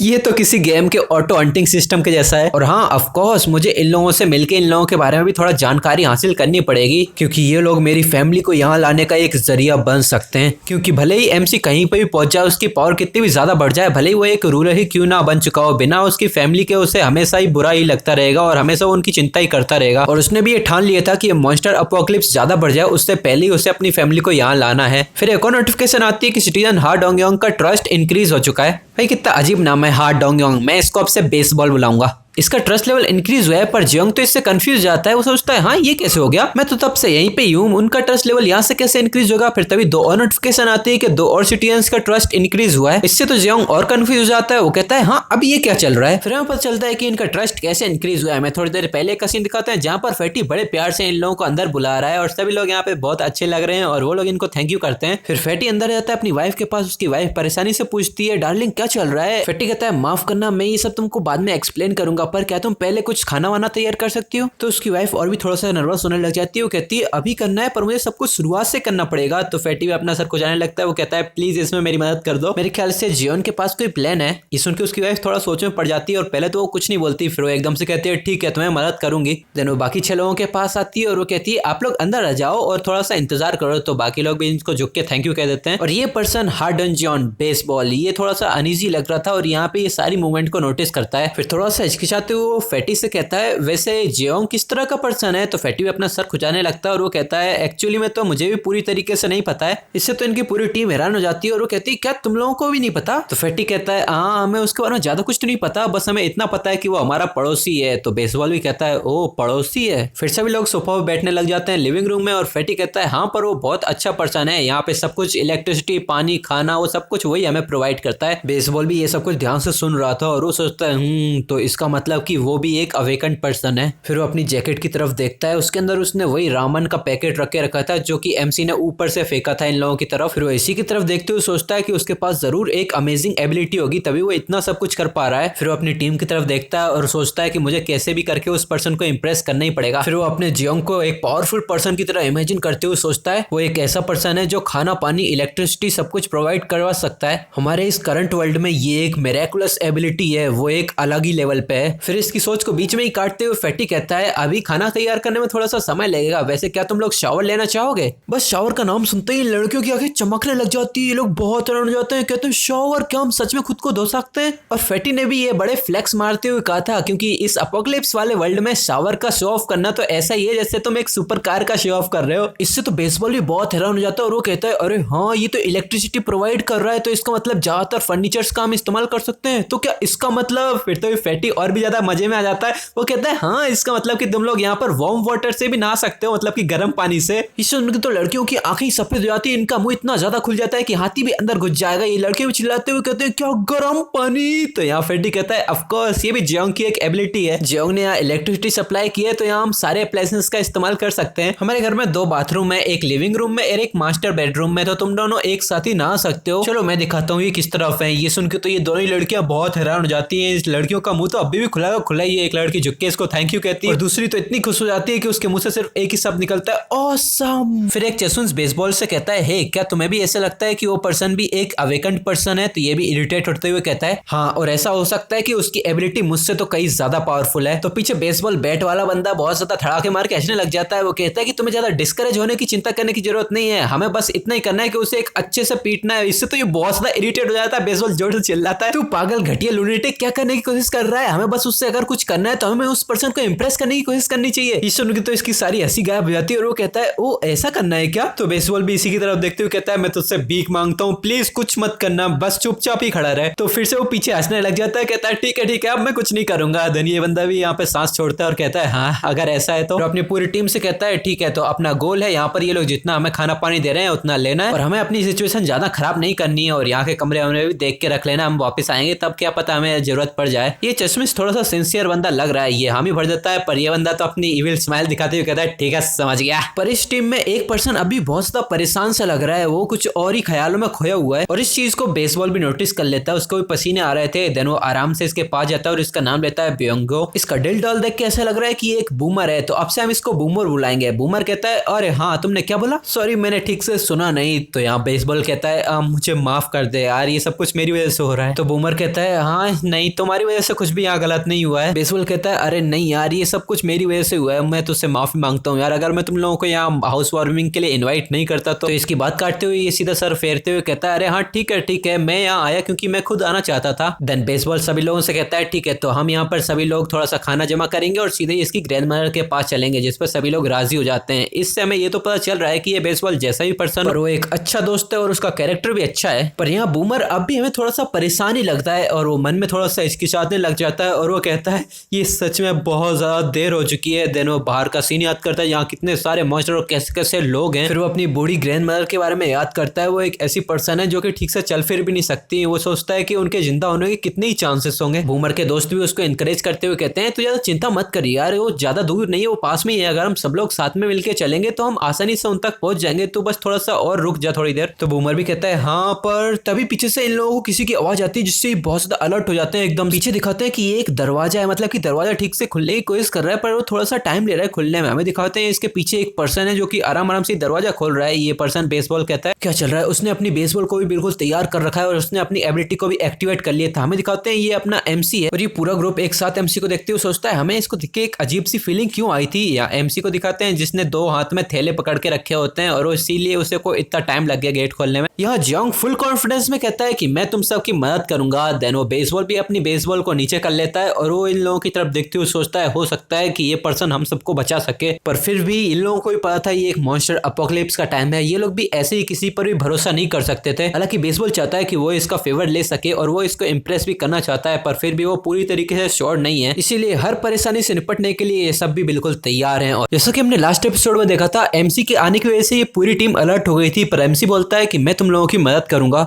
हमारा ये एपिसोड भी उसी सीन से शुरू होता है जहाँ किम जेओन और मॉन्स्टर हंटिंग टीम एक ही डाइनिंग टेबल पे बैठ चुकी है और चारों तरफ बिल्कुल सन्नाटा है, कोई कुछ नहीं बोलता। तो इस चुप्पी को तोड़ने के लिए फैटी की वाइफ हंसते हुए कहती है, माफ करना हमारे घर में थोड़ी कम जगह है तो यहाँ पर आपको एक ही जगह पे बैठना पड़ेगा। तो बेसबॉल हंसते हुए कहता है, अरे नहीं ये तो बढ़िया है, वैसे भी हम ही लोग बिना बताए आ गए हैं और मैं ये काली टी शर्ट वाले का नाम भूल गया, अरे इसका नाम मैंने रखा था बेसबॉल बैट। हाँ अब इसको हम बैट बोलेंगे, चमगादड़। आर्चर भी इन लोगों को कंफर्टेबल फील कराने के लिए स्माइल दे रही थी, पर चमगादड़ तो बस इनको घूर ही जा रहा था। पीछे से फैटी आता है, वो अपने हाथों में खाने की ट्रे लिए हुए था और वो हंसते हुए कहता है, ऑलराइट फूड आ चुका है तो ये लो। यहाँ पे उसकी वाइफ भी पीछे मुड़ के देखती है और उसकी हेल्प कराने लगती है और यहाँ पर सभी लोग किम जेओन को छोड़ के बाकी सब बेसब्री से खाने का इंतजार कर रहे थे और वो तिरछी तिरछी नजरों से खाने की तरफ देख रहे थे। पूरी टीम एक ही चीज सोच रही थी, कितनी अच्छी खुशबू है, खाने में आखिर है क्या। यहाँ फैटी की वाइफ थोड़ा शर्माते हुए और अपना सर खुजाते हुए कहती है, हाँ मुझे नहीं पता कि अभी मैंने ये जो आपके लिए बनाया है ये आपको पसंद भी आएगा कि नहीं। यहाँ अपने खाने को लेके ये तो थोड़ा हिचकिचा रही थी, पर हमें यहाँ खाना दिखाता है बिल्कुल चमकदार लग रहा था। ये तो ऐसे चमक रहा था जैसे आसमान के सारे तारे इस खाने में ही लगा दिए हैं। फिर हमें यहाँ पे आर्चर को दिखाते हैं, वो यहाँ एग रोल्स को देख के लार टपका रही होती है और उसी की तरफ अपने चॉपस्टिक बढ़ाने लगती है। वो अपनी लार साफ करते हुए कहती है, अरे ये तो ठीक है, अरे ठीक है ये तो बहुत ज्यादा अच्छा है, इतना अच्छा खाना। आखिर इनको अच्छा भी क्यों नहीं लगे, इस एपोकलिप्स में इन लोगों को खाने को लेकर कोई चॉइस थोड़ी होती है, इन्हें जो भी मिले वही खाना पड़ता था और यहाँ तो इनके लिए दावत लगा दी गई है। यहाँ एक नोटिफिकेशन नोटिफिकेशन आती है पार्क हेवन का ट्रस्ट 50 हो चुका है। इस नोटिफिकेशन को देख के एमसी सोचता है फैटी से पहले उसकी वाइफ का ट्रस्ट लेवल 50 हो गया और यह सिस्टम को भी मानना पड़ेगा, क्या सही जगह टेबल के नीचे नोटिफिकेशन भेजी है ताकि एमसी को कहीं और देखना भी ना पड़े। फिर सभी लोग खाने के लिए शुक्रिया करते हैं और सीधे ही खाने पे टूट पड़ते हैं और एक एक करके सभी लोग जैसे ही निवाल अपने मुंह में रखते हैं इनको ऐसा लगता है कि इन्हें धरती पे जन्नत मिल गई हो। यहाँ बैटमैन तो फ्लैश की स्पीड से खाना खा रहा था और आर्चर खुशी से कहती है ये एग रोल्स तो कितने ज्यादा अच्छे हैं। इन्हीं की टीम की एक और नॉर्मल लड़की कहती है ये तो वैसे ही स्वीट एग रोल्स हैं जो कि जापानीज रेस्टोरेंट सर्व करते हैं, है ना। तो फैटी की वाइफ भी फुल कॉन्फिडेंस में हंसते हुए कहती है हाँ तुम सही हो, प्लीज एंजॉय करो। इस सबको अच्छे से खाना खाते हुए देख के उसकी बेटी भी कहती है अरे मम्मा मुझे भी एग रोल्स खाना है। तो उसकी मम्मा भी उसकी तरफ देखती है और उसके सर पे हाथ रखते हुए कहती है जब हमारे गेस्ट का खाना हो जाएगा फिर मैं तुम्हारे लिए और बना दूंगी, ठीक है ना। यहाँ पे ये सुन के तो उसकी बेटी रोने ही लग जाती है। तो पीछे से आर्चर कहती है हे सयोन क्या तुम मेरे साथ एग रोल्स खाना चाहोगी। ये सुन के तो इस लड़की की आंखें चमक जाती है, वो बिना देरी किए सीधा यहाँ से जंप लगाती है और सीधा ही आर्चर की गोद में। इसे कहते हैं उंगली दी तो गला पकड़ना। खैर वो तो बच्ची है, वो खुशी से एंजॉय करने लगती है एग रोल्स को और आर्चर भी बड़े प्यार से उठाती है एक एग रोल और सीधा ही सयोन के मुंह में रखती है और वो बहुत ही एंजॉय करने लगती है। अबे यार ये देख के तो मुझे भूख लग गई। ये देख के फैटी की वाइफ कहती है आपको ये करने की जरूरत नहीं थी, फैटी भी हमें भरता है। तभी किम जोन भी पहली बार बोलता है प्लीज तुम दोनों भी यहाँ पर बैठ जाओ, यहाँ सबके लिए खाना है। किम जोन को ये कहते हुए देख के ये दोनों भी एक दूसरे की तरफ देखते हुए ओके कहते हैं और फिर खुशी से कहते हैं कि हम दोनों को अब टूट पड़ना चाहिए। और अब क्या था, सभी लोग साथ में खाना एंजॉय करने लगते हैं और अपना एमसी सोचता है ये तो कितना समय हो गया जब मैंने इतना अच्छे से खाना वाना खाया हो। देन वो खाते हुए याद करता है कि जब उसकी मम्मी उसके लिए खाना पैक पुक करके भेजा करती थी और वो आशा करता है कि सभी लोग अब भी ठीक हों। कुछ ही देर के बाद इनकी दावत खत्म हो जाती है। शायन अंगड़ाइयां लेते हुए कहती है मम्मा मुझे नींद आ रही है। तो उसकी मम्मा उसको गोदी में ले लेती है और अपनी दूसरी बेटी से कहती है चलो अब सोने चलो। तो उसकी दूसरी बेटी भी हाँ कर देती है। ये लोग अब चले जाते हैं सोने और एमसी को ये सही मौका लगता है। तो एमसी भी कहता है ठीक है तो अब हमें उस अधूरी कन्वर्सेशन को शुरू करना चाहिए जो हमने पीछे छोड़ दी थी। तो सभी लोग ध्यान से सुनने लगते हैं और किम जोन कहता है तुम्हारी ग्रैंड मदर का घर पास ही में होने के बावजूद तुम उस तक क्यों नहीं जा पा रहे हो। ये सुन के सभी के पसीने छूटने लग जाते हैं और बेसबॉल देखता है कि यहाँ कोई नहीं बोल रहा है तो वो ही कहता है ये सब गॉब्लिन्स की वजह से हो रहा है। ये सुन के तो एमसी का चेहरा ही उतर जाता है क्योंकि तुम लोगों को तो पता ही होगा कि पिछले एपिसोड्स में कैसे एमसी ने गॉब्लिन्स की रेल बनाई थी और वो लोग ये पूरी टेरिटरी छोड़ के ही भाग गए थे। तो वो पूछता है क्या गॉब्लिन्स की वजह से, तो ये लोग भी हाँ करते हैं और बेसबॉल बताता है कि इन गॉब्लिन्स को अपार्टमेंट का बेसमेंट कॉम्प्लेक्स अच्छी छुपने वाली जगह लगती है और इसीलिए उन्होंने अपार्टमेंट के बेसमेंट को अपना घर बना लिया है। तो किम जैक भी सोचता है अंडरग्राउंड कॉम्प्लेक्स और बेसबॉल बताता है कि हम लोगों ने उनका नंबर एस्टिमेट किया है, वहां कुछ हजारों में तो गॉब्लिन्स होंगे ही। ये सुन के एमसी सोच में पड़ जाता है और वो मन में कहता है कि मेरी पावर अभी बस 30th फ्लोर पे ही काम करती है, इसीलिए गॉब्लिन्स अंडरग्राउंड रास्ते का इस्तेमाल करते हुए यहाँ के नीचे के फ्लोर्स या बेसमेंट्स में भी आ सकते हैं। बेसबॉल यहाँ परेशानी भरा चेहरा बनाते हुए कहता है हमने खुद देखा है यहाँ सारे अपार्टमेंट के अंडरग्राउंड वाले एंट्रेंस आपस में जुड़ी हुई हैं, इसीलिए हमारी यहाँ से ज्यादा आगे जाने की हिम्मत ही नहीं हो रही। अगर तुम लोगों को लग रहा है कि ये कोई मॉन्स्टर हंटिंग टीम है कहीं और से आए हैं ये लोग, ऐसा कुछ नहीं है। और बेसबॉल यहाँ आसपास ही रहता था और उसी ने इन सारे लोगों को अपने यहाँ खाने पे बुलाया था और उसी टाइम पे यही अपोकलिप्स शुरू हो गया। तो यहाँ किम जोन कहता है जहाँ तक मुझे याद आ रहा है यहाँ पर आसपास में गलियां भी तो थी। यहाँ बेसबॉल कहता है हाँ हमारा ओरिजिनल प्लान तो गलियों से निकलने का ही था, पर हमने वहाँ गॉब्लिन्स से भी बहुत ज्यादा खतरनाक मॉन्स्टर को देखा। ये सुन के तो एमसी के भी चिल्स निकलने लग जाते हैं, उसके भी रोंगटे खड़े हो जाते हैं। वो कहता है एक ऐसा मॉन्स्टर जो गॉब्लिन्स से भी ज्यादा खतरनाक है। तो बेसबॉल उसी मॉन्स्टर का फिगर इमेजिन करते हुए बताता है हाँ वो किसी बेयर या फिर वुल्फ के जैसा लग रहा था। यहाँ बस एक ही रीजन था जिसकी वजह से हम उस मॉन्स्टर से बच के निकल पाए, वो रीजन था ये गॉब्लिन्स। ये गॉब्लिन्स का ग्रुप उस मॉन्स्टर से लड़ाई कर रहा था और हम अपनी जान को रिस्क में नहीं डालना चाहते थे, इसीलिए हमने उस मॉन्स्टर को देखते ही वहां से दौड़ लगा दी। तो एमसी भी सोचता है भालू या फिर भेड़िया। बेसबॉल कहता है वहाँ बहुत ज्यादा अंधेरा था इसलिए हम पक्का तो नहीं देख पाए, पर वो भालू या भेड़िया ही था। फिर एमसी हाथ बांध के ऐसा दिखाने लगता है कि जैसे उसे इसकी कोई चिंता ही नहीं है। वो कहता है अब ऐसा तो नहीं है कि हम उसे हमेशा ही इग्नोर कर सकते हैं। तो इस पे बेसबॉल भी हाँ कहता है। फिर वो सर झुका के कहता है पर हमारी भी कुछ लिमिट्स हैं। तो एमसी पूछता है किस तरह की लिमिट्स। तो आर्चर बताती है मैं बो का इस्तेमाल करती हूँ, मेरे एरोस जल्दी खत्म हो जाते हैं और ये बॉल फेंकने का इस्तेमाल करता है, इसके लिए भी फेंकने वाली चीजें खत्म हो जाती हैं। तो एमसी पूरे कॉन्फिडेंस में कहता है ये प्रॉब्लम्स तो मैं रिजॉल्व कर सकता हूँ, क्या तुम अपनी बेसबॉल और अपने एरोस को मुझे दिखा सकते हो। यहाँ ये टीम तो यही सोच रही थी कि कैसे एमसी का ट्रस्ट हासिल किया जा सके, तो वो बिना कोई हेजिटेट किए अपना बो एंड एरोस और अपनी बेसबॉल तुरंत इसके सामने कर देते हैं।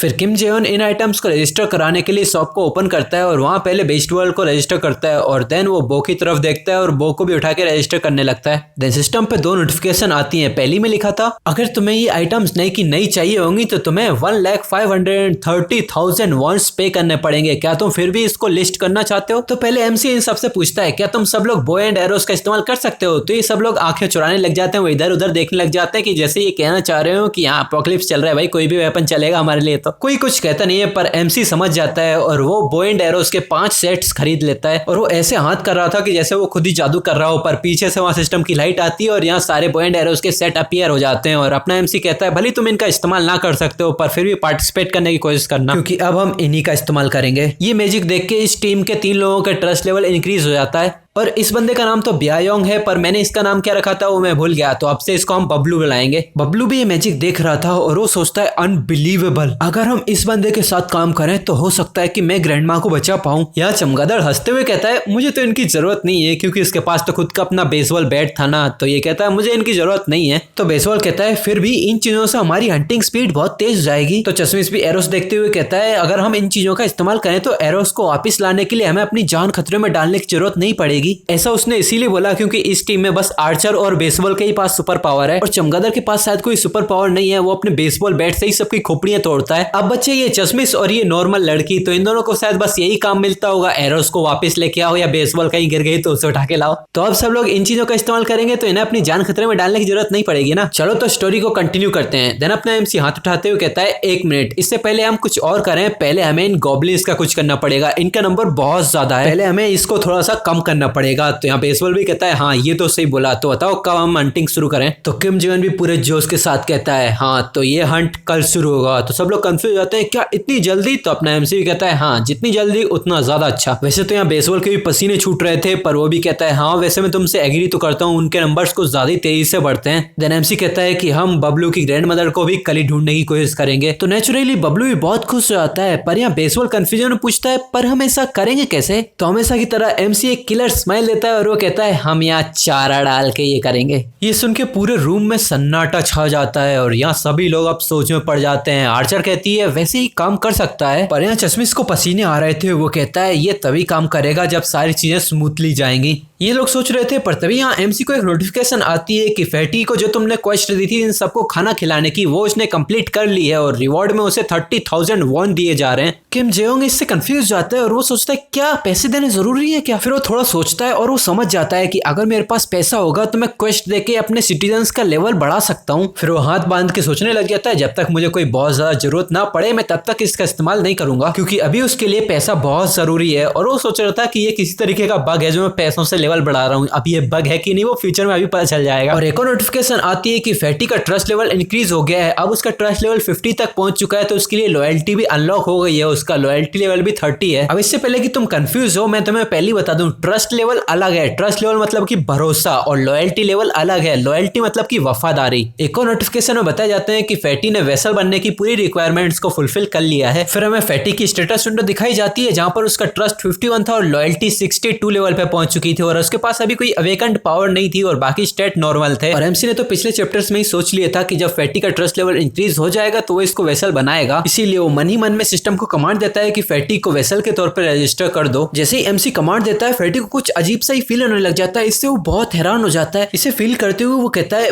मेरे साथ कुछ तो हो रहा है। और यहाँ एमसी के पास नोटिफिकेशंस आती हैं कि तुम्हारा पहला वेसल रजिस्टर हो चुका है, तो रिवॉर्ड के तौर पे तुम्हें एक वेसल को अपने पास समन करने की स्किल दी जाती है। फिर हमें इस वेसल समनिंग के स्किल के बारे में बताया जाता है कि कहीं भी कोई भी वेसल हो तो उसको अपने घर पे समन किया जा सकता है, पर एक बार उस वेसल को समन करने के बाद दोबारा उसको 2 घंटे में समन नहीं किया जा सकता। फिर फैटी की स्टेटस विंडो दोबारा दिखाई जाती है जहां पर फैटी का लेवल अब 9 से सीधा 20 हो चुका है और उस लेवल के आगे प्लस का साइन भी आ रहा है, उसके टाइटल में फर्स्ट सर्वेंट लिखा हुआ आ रहा है और उसने एक एबिलिटी को भी अवेकन कर लिया है, स्ट्रेंथ ऑफ गोरिल्ला। फिर हमें इस स्किल के बारे में बताया जाता है, इसका नाम है स्ट्रेंथ ऑफ गोरिल्ला, ये सी रैंक की स्किल है, ये एक पैसिव स्किल है, मतलब ये स्किल फैटी के लिए हमेशा ही एक्टिवेट रहेगी। इस स्किल के अकॉर्डिंग फैटी के पास अब गोरिल्ला जितनी ताकत आ गई है। और हमें फर्स्ट सर्वेंट के टाइटल के इफेक्ट के बारे में बताया जाता है कि ये वेसल जितने भी लोगों को हंटिंग करेगा उसका एक्सपीरियंस और गोल्ड जितना भी होगा वो डबल हो जाएगा। और अगर वो वेसल हाउस के 5 मीटर के दायरे में है तो तुम उसके ऊपर अल्टीमेट आइस नामक स्किल का भी इस्तेमाल कर सकते हो। ये स्किल तुमने देखी होगी, इसी की हेल्प से वो अपने घर में चारों तरफ कहीं पे भी देख सकता है। या एमसी भी देखता है कि यहाँ लेवल इसका 20 हो गया है, पर इस लेवल के बगल में प्लस का आइकन किसका है। वो इसके ऊपर क्लिक करता है, वहां पर लिखा आ रहा था कि तुम अपने वेसल का लेवल इंक्रीज करना चाहते हो, अगर हाँ तो तुम्हें 10 लाख वॉन लगेंगे। ये देख के तो एमसी की फटके 64 हो जाती है। क्या 1 मिलियन वॉन बस लेवल इंक्रीज करने के लिए? ये देख के तो एमसी भी अपना सर पकड़ लेता है। फेटी की वाइफ पूछती है कुछ हुआ है क्या? तो एमसी कहता है कुछ नहीं। फिर वो फेटी की तरफ देखता है और वो कहता है हे तुम्हें कैसा लग रहा है? तो फेटी थोड़ा हिचकिचाते हुए कहता है हाँ मुझे ऐसा लग रहा है कि मेरी स्ट्रेंथ ओवरफ्लो कर रही है। क्या तुमने ये सब किया है क्या? यहाँ हमें दिखा रहे थे उसके अंदर से बहुत ज्यादा ऑरा सा निकल रहा है। अपना एमसी कहता है हाँ तुमने सही कहा। फेटी इस ताकत को फील करते हुए कहता है मुझे ऐसा लग रहा है कि मैं 10 साल जवान हो गया हूँ। तो एमसी एक प्यारी सी स्मेल लेता है और ये देख के तो तुम भी समझ गए हो कि फेटी के साथ कुछ तो होने वाला है। देन एमसी एक बोर्ड उठा के फेटी की तरफ करता है और कहता है अब मैं चाहता हूँ कि तुम इसी टीम के साथ मिशन पे जाओ। ये देख के तो फेटी की भी फट जाती है और कहती है क्या माफ करना। देन एमसी फेटी को बॉय एंड एरो पकड़ाते हुए सोचता है कि सिटीजन्स को एडिशनल 10% एक्सपीरियंस का बोनस मिलता है और वेसल्स को सीधा डबल एक्सपीरियंस मिलता है और पैसे भी बहुत ज्यादा मिलते हैं। या फेटी तो इसके बारे में सोचते ही बहुत ज्यादा घबरा रहा था, पर एमसी कहता है कि जितने ज्यादा हो सके उतने ज्यादा मॉन्स्टर को मारना। तो फेटी भी कांपती आवाज में कहता है हाँ ठीक है। बेचारे के पास ऑर्डर मारने के अलावा कोई और चॉइस भी तो नहीं है। पर यहाँ अपना बेदर्द एमसी स्माइल देता है और वो कहता है अब मैं तुम पे भरोसा कर रहा हूँ। जैसा कि हमने लास्ट एपिसोड में देखा था गॉब्लिन्स काउंट करने के लिए अब मिशन शुरू हो चुका था और फेटी को भी अपनी पावर्स मिल गई थी, तो अब उसे भी इस मिशन में जाना था। और आज के एपिसोड की शुरुआत भी उसी सीन से होती है जहां एमसी ने फेटी को मिशन पे जाने के लिए कहा था और वो कह रहा था कि उसे तुम पे पूरा भरोसा है। और अब मिशन शुरू हो चुका है। ये पूरी टीम अपने अपने हथियार लेके फर्स्ट फ्लोर पे आ जाती है। देन चमगादड़ आसपास के हाल देखते हुए बेसबॉल से कहता है क्या हमें सच में फर्स्ट फ्लोर को चेक करने की जरूरत भी है क्या? यहाँ के हाल तो कितने बेहाल हो रखे हैं, सारी खिड़कियां विड़कियां भी टूटी पड़ी हैं। तो बेसबॉल कहता है फिर भी हमें चेक तो करना ही पड़ेगा। क्या तुमने किम जोन की बात नहीं सुनी थी? उसने कहा था कि हम यहाँ रेस्क्यू टीम बन के आए हैं और हमें पता चलता है यह किम जोन के द्वारा दिया गया इन लोगों का पहला मिशन। इन्हें यहाँ के बचे कुछ सर्वाइवर्स को रेस्क्यू करना है और 30th फ्लोर तक पहुंचाना है। फिर बेसबॉल इस मिशन का सार सभी लोगों को बताता है कि हमें लार्ज नंबर ऑफ गॉब्लिन्स को इस अपार्टमेंट बिल्डिंग की तरफ अट्रैक्ट करना है और फिर इनको मारना है। और ज्यादा से ज्यादा गॉब्लिन्स को अट्रैक्ट करने के लिए हमें ज्यादा से ज्यादा सर्वाइवर्स को ढूंढना पड़ेगा। तुम्हें पता है नहीं है? तो बैटमैन भी फुल कॉन्फिडेंस में टीम को लीड करते हुए कहता है ऑल राइट आई नो, सब कुछ पता है मुझे। तो बेसबॉल भी चिल्लाते हुए इन लोगों को शाबाशी देता है और वो कहता है चलो 101 यूनिट से शुरू करते हैं। हमें ये पता नहीं होगा कि गॉब्लिन्स कहां से उछल के आ जाएंगे, तो हमेशा तैयार रहना। फिर हमें 101 और 102 के साइनबोर्ड्स दिखाते हैं और ये लोग भी उसी तरफ जा रहे हैं। ये दो टीम्स में डिवाइड हो जाते हैं और वहां से ही दोनों यूनिट्स में सर्वाइवर्स को ढूंढने लगते हैं। पहले बेसबॉल टीम को दिखाते हैं जो कि पूरे अलर्टनेस के साथ आगे बढ़ रही थी। बेसबॉल भी अपने बॉल को तैयार करके बैठा था। आर्चर कुछ देख के बहुत हैरान हो जाती है, वो अपने मुंह पे हाथ रख लेती है। ये बहुत घबराए हुए लग रहे थे और सामने हमें दिखाते हैं सामने कुछ खून से सनी हुई लाशें पड़ी हुई थी, जिन्हें देख के ऐसा लग रहा था कि गॉब्लिन्स ने बिल्कुल चीर फाड़ करके जो उन्हें अच्छा लगा वो खा लिया और बाकी सब ऐसे ही फेंक दिया है। ये सब देख के बेसबॉल भी गुस्से के मारे अपने दांत पीसने लगता है, पर वो कुछ नहीं कर पाता और वो पीछे तरफ मुड़ जाता है और कहता है चलो पीछे। फिर हमें बैटमैन की तरफ का सीन दिखाते हैं। वो भी गुस्से के मारे अपने डंडे को इतनी जोर से पकड़ता है कि उसके हाथ की नसें भी बाहर आने लगती हैं, क्योंकि उसके सामने भी बिल्कुल बेसबॉल की तरफ जैसा ही सीन था। कुछ देर के बाद दोनों टीम्स मिलने लग जाती हैं और चमगादड़ का लटका हुआ चेहरा देख के बेसबॉल समझ जाता है कि फर्स्ट फ्लोर पे उसे कुछ नहीं मिलने वाला। देन वो कहता है चलो सेकंड फ्लोर पे चलते हैं। फिर ये लोग सीढ़ियों के रास्ते सेकंड फ्लोर पे आ जाते हैं। यहाँ का सीन थोड़ा डिफरेंट था। रूम्स की बजाय यहाँ लाशें कॉरिडोर्स में ही पड़ी हुई थी। ये देख के इन लोगों को भी घिन आने लगती है और ये भी कहते हैं अरे नहीं यार चलो थर्ड फ्लोर पे ही चलते हैं। देन ये लोग सीढ़ियों के सहारे से थर्ड फ्लोर पे आते हैं और अब इन लोगों के पास कोई पेशेंस नहीं बचा था, तो ये दो दो के ग्रुप में बंटते हैं और सीधे दरवाजों पे खटखटाने लगते हैं। बेसबॉल, आर्चर, चमगादड़, फैटी सारे लोग ही गेटों पे खटखटाने लगते हैं, पर उनको कोई नहीं मिलता और थोड़ी देर में सारे लोग अपना मुंह लटका के आ जाते हैं। और अब तो बेसबॉल को भी समझ में नहीं आ रहा था कि अब किया तो किया क्या जाए। वो फ्रस्ट्रेशन के मारे अपने दांत पीसते हुए कहता है चलो ऊपर चलते हैं। देन फिर से ये लोग सीढ़ियों से फोर्थ फ्लोर पे आते हैं और हमेशा की तरह बेसबॉल दरवाजों पे खटखटाने लगता है, पर इस बार रिस्पॉन्स थोड़ा अलग था। दरवाजे पे किसी की आहट होती है और एक कुपोषित जैसा दिखने वाला इंसान, जिसे देख के साफ साफ पता चल रहा था कि इसने कुछ दिनों से कुछ नहीं खाया पिया है और इसकी आवाज से पता चल रहा था कि अगर आज इसे कुछ खाने पीने को नहीं मिला तो कल के दिन इसका टिकट जरूर कट जाएगा। ये थोड़ा सा दरवाजा खोलते हुए अपनी कांपती हुई नम आवाज में कहता है क्या तुम सच में कोई रेस्क्यू टीम हो? इसे देख के बेसबॉल बहुत खुश लग रहा था और वो खुशी से कहता है हाँ हम रेस्क्यू टीम है। तो ये कहता है क्या हमें थोड़ा पानी मिल सकता है? मुझे सच में बहुत प्यास लगी है।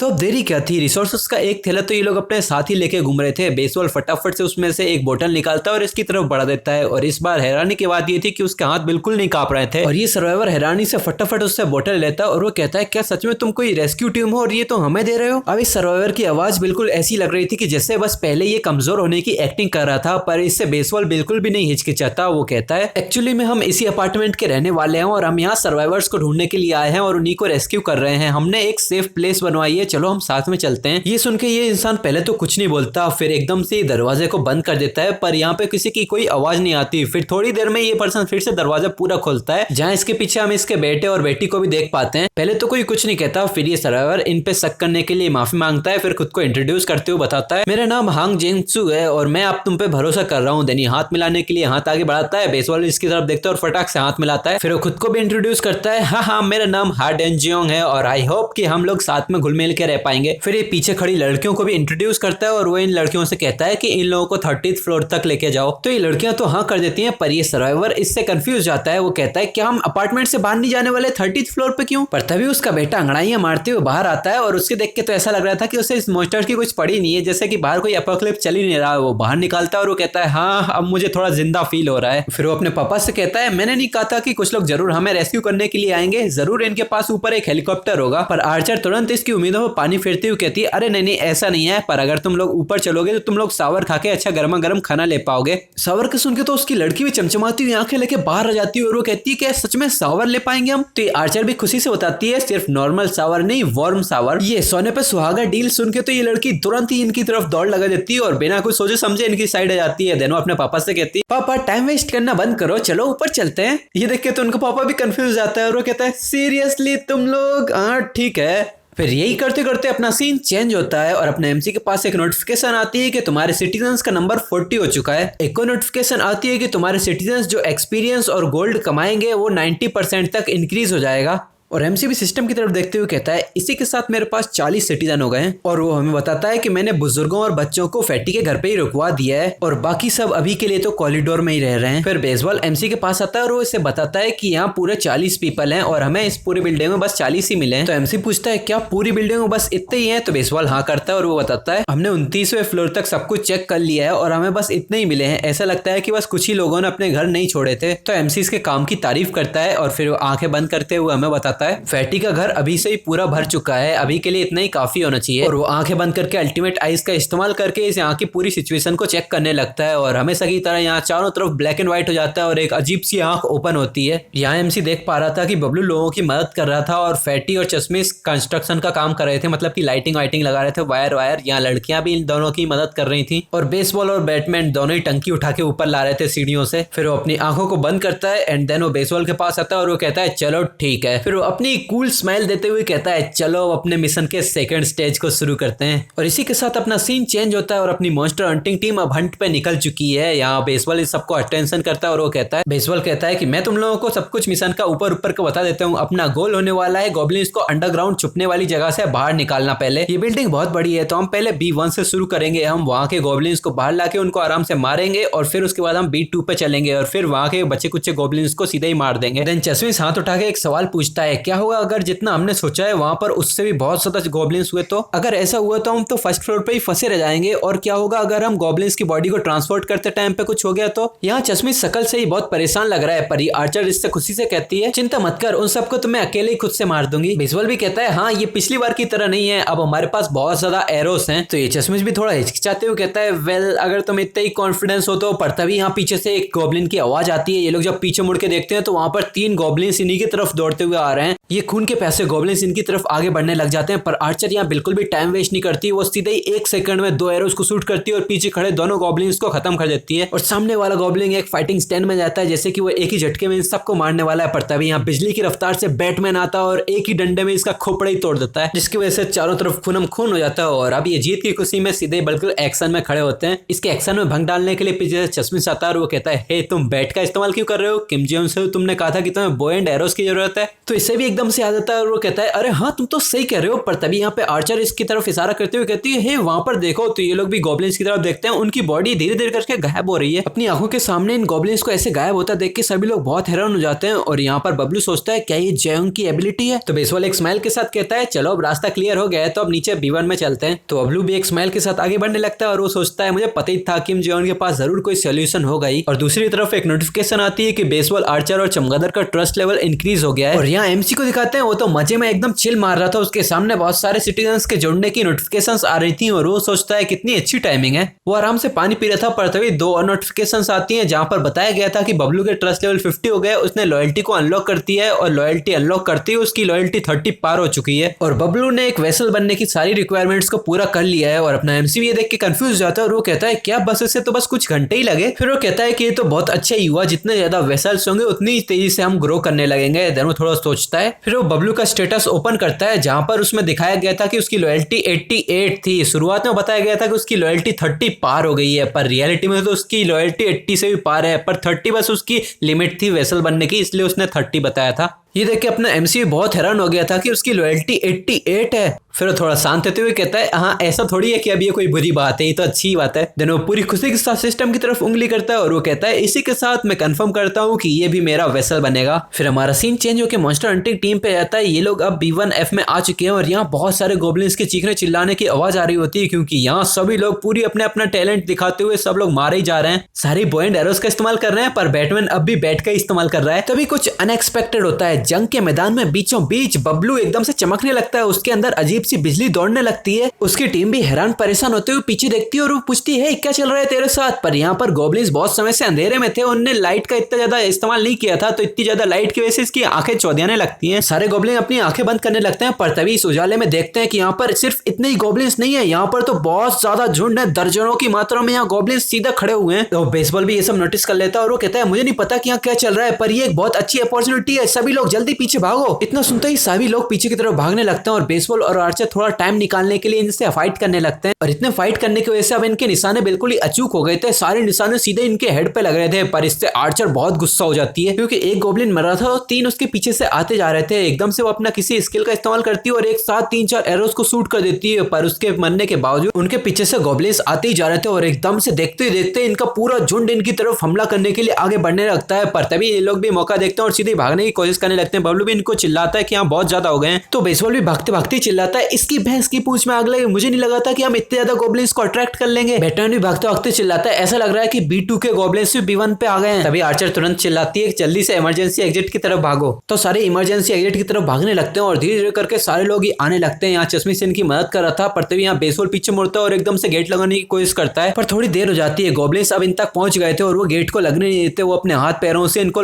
रोकने लगते हैं। पर तभी यहाँ पीछे से 2 और लोग आते हैं और गेट को लगाने लगते हैं, पर तभी यहाँ गॉब्लिन एकदम से चीख लगाता है। इसकी आवाज सुन के सारे गॉब्लिन्स अपने हाथ पैर सर बस इस छोटे से गैप में ही घुसाने लगते हैं, जिससे ये लोग भी बहुत परेशान हो जाते हैं। बेसबॉल चिल्लाता है लगे रहो जल्दी से, हमें फर्स्ट फ्लोर तक पहुंचना है। पर तभी कोई चश्मिश को धक्का देकर साइड कर देता है, इससे ये दोनों ही बहुत हैरान हो जाते हैं। हमें दिखाते हैं ये फैटी था जिसने अपनी C रैंक गोरिल्ला स्किल को पूरी तरह से एक्टिवेट कर लिया था और उसके अंदर से बहुत ज्यादा एनर्जी निकल रही थी। उसके पीछे एक जायंट गोरिल्ला की फिगर आ गई थी और फैटी अपने हाथ को आगे करता है, एक जायंट गोरिल्ला का हाथ भी आगे बढ़ने लगता है और सीधे उस गेट को बंद करने लगता है। वहां पीछे सब लोग फैटी के लिए परेशान होने लगते हैं, पर फैटी कहता है जल्दी सब लोग ऊपर जाओ। पर फैटी की पावर भी ज्यादा टाइम तक नहीं चलती, उसके पीछे से गोरिल्ला धीरे धीरे करके गायब होने लगता है और उसके चेहरे से पानी की तरह पसीने टपकने लगते हैं, वो बहुत ज्यादा हांफने लगता है। फैटी अपनी बची कुछ सारी पावर का इस्तेमाल करता है और वो मन में ठान लेता है मुझे इनको रोकना ही पड़ेगा, किसी भी कीमत पर, चाहे कुछ भी हो जाए मैं इन्हें यहीं पे ही रोक के रखूंगा। तो पीछे से बेसबॉल चिल्लाता है मिस्टर चोई अब हम लोग सब ठीक है, जल्दी तुम भी ऊपर आ जाओ। तो फैटी भी अपनी ओवर थिंकिंग बंद करता है और पीछे मुड़ के सीधे ही भागने लगता है, पर हड़बड़ाहट में वो सीधे ढंग से भाग नहीं पाता और उसका पैर मुड़ जाता है और वो वहीं की वहीं गिरने लगता है। जैसे ही फैटी नीचे गिरता है पीछे से गॉब्लिन्स भी दरवाजा खोल के इसी की तरफ आने लगते हैं। इसकी पूरी टीम पीछे से इसको आवाज ही लगाती रह जाती है। इधर के फैटी भी समझ जाता है कि अब कुछ नहीं हो सकता, वो इतनी जल्दी तो नहीं उठ पाएगा, तो वो सीधे ही पीछे की तरफ मुड़ता है और वो इन लोगों की तरफ जोर से चिल्लाता है तुम लोग जल्दी मेरे बिना ही भाग जाओ। ये सीन देख के बेसबॉल भी बहुत ज्यादा घबरा जाता है, उसके चेहरे से भी नॉन स्टॉप पसीने टपक रहा था, वो भी अब हार मान चुका था। और तभी उसके बगल से बैटमैन फ्लैश की स्पीड से निकलता है और सीधा ही जाके गॉब्लिन का सर फोड़ देता है। देन बैटमैन फैटी की तरफ हाथ बढ़ाता है और वो कहता है जल्दी ऊपर आओ। फैटी भी इसकी तरफ हाथ बढ़ाता है, पर तभी यहाँ पीछे से बहुत सारे गॉब्लिन्स भी इसकी तरफ ही आ रहे थे। ये गॉब्लिन्स भी चीखते चिल्लाते फैटी की तरफ हाथ बढ़ा रहे थे और एक तो सीधा उसका पैर ही पकड़ लेता है। पर तभी हमें दिखाते हैं कि फैटी तो एकदम से वहां से गायब ही हो जाता है। जहां कुछ टाइम पहले फैटी था बस उसकी जगह पे थोड़ा डार्क हो रहा ही रह जाता है। फैटी को अपने सामने से गायब हुआ देख के बैटमैन तो बहुत ज्यादा कंफ्यूज जाता है, पर अब फैटी के बाद इसका नंबर लगने वाला था। गॉब्लिन्स ने तुरंत ही अपना टारगेट बदल के इसको अपना टारगेट बना लिया था। इसे देख के तो इसकी भी फट जाती है, पर ऐसे टाइम पे भी वो कांपती हुई आवाज में फैटी को बुलाने की कोशिश करता है, पर आता है एक गॉब्लिन। वो तुरंत ही इसके ऊपर झपट्टा मार के इसे खाने की कोशिश करता है, पर एक एरो तुरंत ही आता है और इसको आर पार करके दूर फेंक देता है। और ये एरो इसकी टीम ने चलाया था। ये तीनों ही लोग अब इसको बैकअप दे रहे थे और बेसबॉल जोर से चिल्लाता है, जल्दी करो ऊपर आ। तो चमगादड़ भी हड़बड़ाहट में भागते हुए ऊपर आने लगता है और इसके पीछे गॉब्लिन्स का पूरा झुंड पड़ा हुआ था। बेसबॉल ऊपर से इसको एनकरेज करने लगता है। वो कहता है, डैश ऑफ, जल्दी ऊपर आ, तू कर सकता है, जल्दी ऊपर आ। यहाँ बेसबॉल और आर्चर पूरी ताकत से मेक श्योर करने की कोशिश कर रहे थे कि कोई भी गॉब्लिन उस तक ना पहुंच पाए। और अब इन लोगों में बस थोड़ी सी दूरी बची है और ये गॉब्लिन्स भी फुल स्पीड में इन्हीं की तरफ भाग रहे हैं। जैसा कि हमने लास्ट एपिसोड में देखा था, अब किम जी की मॉन्स्टर हंटिंग टीम गॉब्लिन्स के हंट पे निकल चुकी थी और उन्होंने बहुत सारे गॉब्लिन्स को मार भी दिया था। और एमसी भी अपनी अल्टीमेट आइज की हेल्प से ये सारी फाइट्स बड़े आराम से देखे जा रहा था। और फाइट्स के बीच में एमसी बबलू को अपना वेसल बना लेता है, जिससे उसकी एबिलिटीज अवेकन हो जाती हैं और सभी लोगों को लाइट की वजह से पता चल जाता है कि यहाँ पर मॉन्स्टर्स का बहुत ही बड़ा झुंड है और वो लोग इनसे फाइट नहीं कर पाएंगे। इसीलिए वो वहां से तुरंत ही भाग खड़े होते हैं और बाहर निकलते ही बाहर का दरवाजा लगाने की कोशिश करते हैं, पर अब बहुत देर हो गई थी। गॉब्लिन्स ने दरवाजे को पकड़ लिया था और वो धक्का देने लगते हैं। तो यहाँ पर अब फैटी को आगे आना पड़ता है। वो अपनी गोरिल्ला की पावर का इस्तेमाल करता है, वो भी ज्यादा टाइम तक नहीं रुक पाता और वो भी थकने लगता है। पीछे सभी लोग इसको बुलाने लग जाते हैं, तो ये भी हड़बड़ाहट में पीछे मुड़ता है और इनकी तरफ भागने लगता है। जल्दबाजी करने के चक्कर में उसका पैर मुड़ जाता है और वो मॉन्स्टर्स के सामने ही गिर जाता है। अब यहाँ पे लोगों ने सारी होप खो दी थी, पर तभी चमगादड़ आगे आता है और फैटी को बचा लेता है। पर जब बैटमैन उसे उठाने की कोशिश करता है, पर तभी यहाँ पे गॉब्लिन्स भी आ गए थे और उन्होंने भी फैटी का पैर को पकड़ लिया था। और एकदम से मैं दिखाता हूँ कि फैटी उतनी जगह से ही गायब हो जाता है। पर अब यहाँ गॉब्लिन्स का सारा गुस्सा बैटमैन पे निकलने वाला था। वो झुंड बना के बैटमैन पे रश कर देते हैं और ये बेचारा जैसे तैसे करके ऊपर पहुंचने लगता है। उसके दोस्त भी इसमें मदद कर रहे थे और वो चैप्टर यहीं पे खत्म हो गया था। और अब हमारे नए चैप्टर की शुरुआत होती है, जहां पर हमें चांदनी रात में एमसी की यही गगनचुंबी बिल्डिंग को दिखाते हैं। और यही हमारा सीन एक खतरनाक से मॉन्स्टर पे आता है, जिसकी चमकती हुई आंखों से एक अजीब सी लाइट निकल रही थी और वो गॉब्लिन्स को मारते हुए कहता है, मार दूंगा, मुझे और मारना है,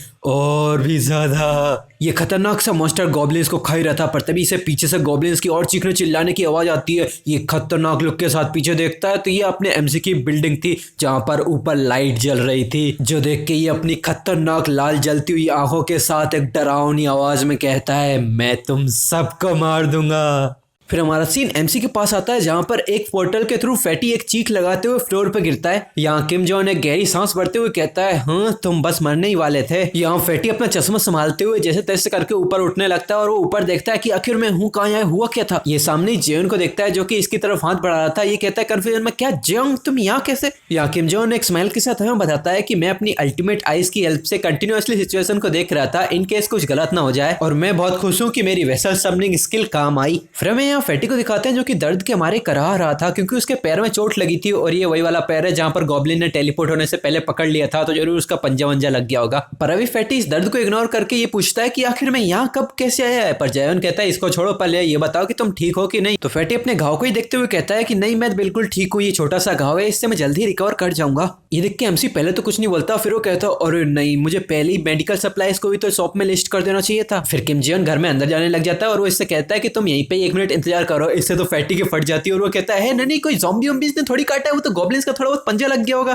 पर एमसी फैटी को इग्नोर करता है और अंदर फर्स्ट एड बॉक्स को ओपन करता है और वो कहता है कि मेडिसिन ऐसे टाइम में बहुत ही बेसिक नेसेसिटीज की तरह हैं। एंड देन वो याद करता है अपने पास्ट सीन को, जहां पर उसकी बहन उसको मेडिसिन लगा रही होती है और उसे बहुत नॉस्टैल्जिक और थोड़ा बुरा भी लग रहा था, क्योंकि अब उसकी सिस्टर उसके साथ नहीं है। देन वो इसको इग्नोर करता है और सारी मेडिसिन को बाहर निकालने लगता है और वो कहता है, अरे ये सब छोड़ो, मेरे पास तो बस स्लॉट करने के लिए 40 आइटम्स की जगह है, मैं इतने सबको तो आइटम्स को लिस्ट नहीं कर सकता। पर तभी उसके दिमाग की बत्ती जलती है और वो सारी मेडिसिन को फर्स्ट एड बॉक्स में रखने लग जाता है और पूरा फर्स्ट एड बॉक्स को ही लिस्ट कर देता है। इसमें सारी मेडिसिन भी अवेलेबल है और यहाँ पर सिस्टम भी कह देता है कि तुम्हारा फर्स्ट एड बॉक्स रजिस्टर हो चुका है और ये होगा 77,331 के लिए। देन किम जियन सिस्टम से एक फर्स्ट एड बॉक्स को लेता है और सीधे ही फैटी के सामने रख देता है, जिससे फैटी भी बहुत हैरान हो जाता है। फिर किम जियन अपने घुटने पे आते हुए पूछता है कि ठीक है, प्लीज मुझे अपनी इंजरीज को दिखाओ। फिर ये फैटी भी अपने लवर को ऊपर करता है और वो कहता है, हाँ वैसे तो मैं ठीक हूँ, ज्यादा ये मेडिसिन को वेस्ट मत करना। पर एमसी इसकी बकवास को इग्नोर करते हुए एक चिमटी से कॉटन लेता है और वो कहता है कि पहले मैं इस वुंड को डिसइंफेक्ट करूंगा, तो इसमें थोड़ा दर्द होगा क्योंकि दवाइयां वही लगेंगी, तो डिसइंफेक्शन में दर्द होता है। तो ये भी कहता है, ठीक है मैं सह लूंगा। देन एमसी तो बस कॉटन से खून को ही पोंछ रहा था, बस इतने में ही फैटी की चीखें निकलने लग जाती हैं। फिर हमारा सीन 2 मिनट के बाद पे आ जाता है, जहां पर 2 नोटिफिकेशंस आती है कि फैटी का ट्रस्ट लेवल इंक्रीज हुआ है और उसकी लॉयल्टी भी इंक्रीज हो गई है। और यहाँ पर हमें दिखाते हैं कि एमसी ने उसके वुंड पे सब कुछ घाव ठीक करवा दिया है, मतलब कि बैंडेज वैंडेज लगा दिए, और यहाँ फैटी भी इसको थैंक यू करता है। पर यहाँ एमसी तो अपने ही ख्यालों में खोया हुआ था और वो मेडिसिन बॉक्स को बंद करते हुए सोच रहा था कि पता नहीं बाकी लोग कैसे लड़ाई कर रहे होंगे। देन वो खड़ा होता है और वो फैटी से कह के जाता है कि तुम यहीं पे इंतजार करो, मैं देख के आता हूँ, मुझे एक काम है। तो फैटी भी एकदम समझदार बच्चे की तरह हाँ कर देता है और एमसी अपनी आंखें बंद करते हुए कहता है कि चलो अब देखते हैं कि नीचे के फ्लोर्स पे कैसा हाल चल रहा है। देन वो अपनी अल्टीमेट आइज का इस्तेमाल करता है और उसकी आंखों की कलर फिर से बदल जाता है और एक नोटिफिकेशन आती है हमेशा की तरह कि अल्टीमेट आइज एक्टिवेट हो गई है, सब कुछ ब्लैक एंड व्हाइट हो जाता है। फिर हमारा सीन चेंज होकर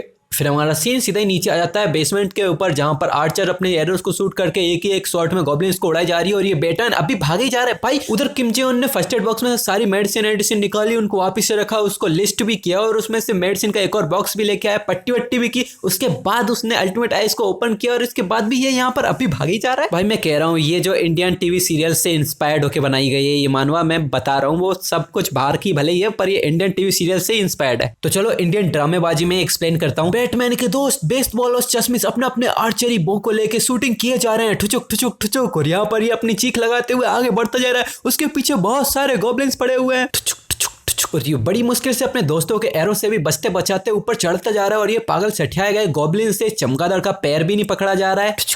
बस ठीक है इतना ही काफी है। इससे पहले तुम कमेंट्स में गालियां दो, मैं नॉर्मली एक्सप्लेन करता हूँ। और यहाँ बड़ी मुश्किल से अपने दांत पीसते हुए ऊपर चढ़ने लग जाता है और एकदम से दो गॉब्लिन्स छलांग लगा के इसकी तरफ ही बढ़ जाते हैं और ये भी समझ जाता है कि मैं डॉच नहीं कर सकता। ये घबराते हुए सोचता है कि अगर इन लोगों ने मुझे यहाँ डाउन कर दिया तो पूरा का पूरा झुंड ही मुझे कच्चा चबा जाएगा। पर तभी बबलू पीछे से एक जोरदार चीख लगाता है और वो टेलीपोर्ट सा होकर उन दोनों गॉब्लिन्स को एक ही शॉट में मार गिराता है। देन बबलू एक खतरनाक लुक के साथ बेसबॉल के सामने से सीढ़ियों से कूद जाता है और बेसबॉल बस आवाज ही लगाते रह जाता है उसको, लेकिन बबलू तो जैसे वहां से गायब ही हो गया। पर बबलू वो तो सीधे ही चमगादड़ के पीछे टेलीपोर्ट सा हो गया था और वो सीधे एक एक अटैक में गॉब्लिन्स को मारने लगता है। पीछे इन दोनों को समझ भी नहीं आता कि इसके पास अब कौन सी पावर आ गई है। पर बबलू यहाँ पर बहुत ही गुस्से में लग रहा था और वो ब्रूटली सारे गॉब्लिन्स को खूनम खून करते हुए मारे जा रहा था। इससे उसके दोस्तों की भी फट जाती है और वो भी कहते हैं व्हाट द हेल, क्या बबलू सच में पहले से इतना ताकतवर था? और यहाँ सभी लोगों की हालत खराब लग रही थी। पीछे आर्चर तो बेसबॉल के पीछे छुप के बैठी थी। यहाँ पर ये लोग भी सोच रहे थे नहीं ये तो शायद अलग ही लेवल की पावर है। किम जे उन भी ये सब देख लेता है और वो कहता है बहुत अच्छे, ये तो सब लोग अच्छा कर रहे हैं। पर बबलू की पावर को और अच्छे से जानने के लिए वो बबलू की स्टेटस विंडो को ओपन करता है जहां पर उसका लेवल 30 हो गया था और उसका टाइटल है सेकंड सर्वेंट का, जिसका ट्रस्ट 55 है, लॉयल्टी 88 है और उसकी एबिलिटी है टेलीपोर्ट। रमेश एबिलिटी के बारे में बताते हैं कि यह है टेलीपोर्ट ए रैंक की पावर और ये हाईएस्ट रैंक की पावर है इस मॉन्स्टर हंटिंग ग्रुप में।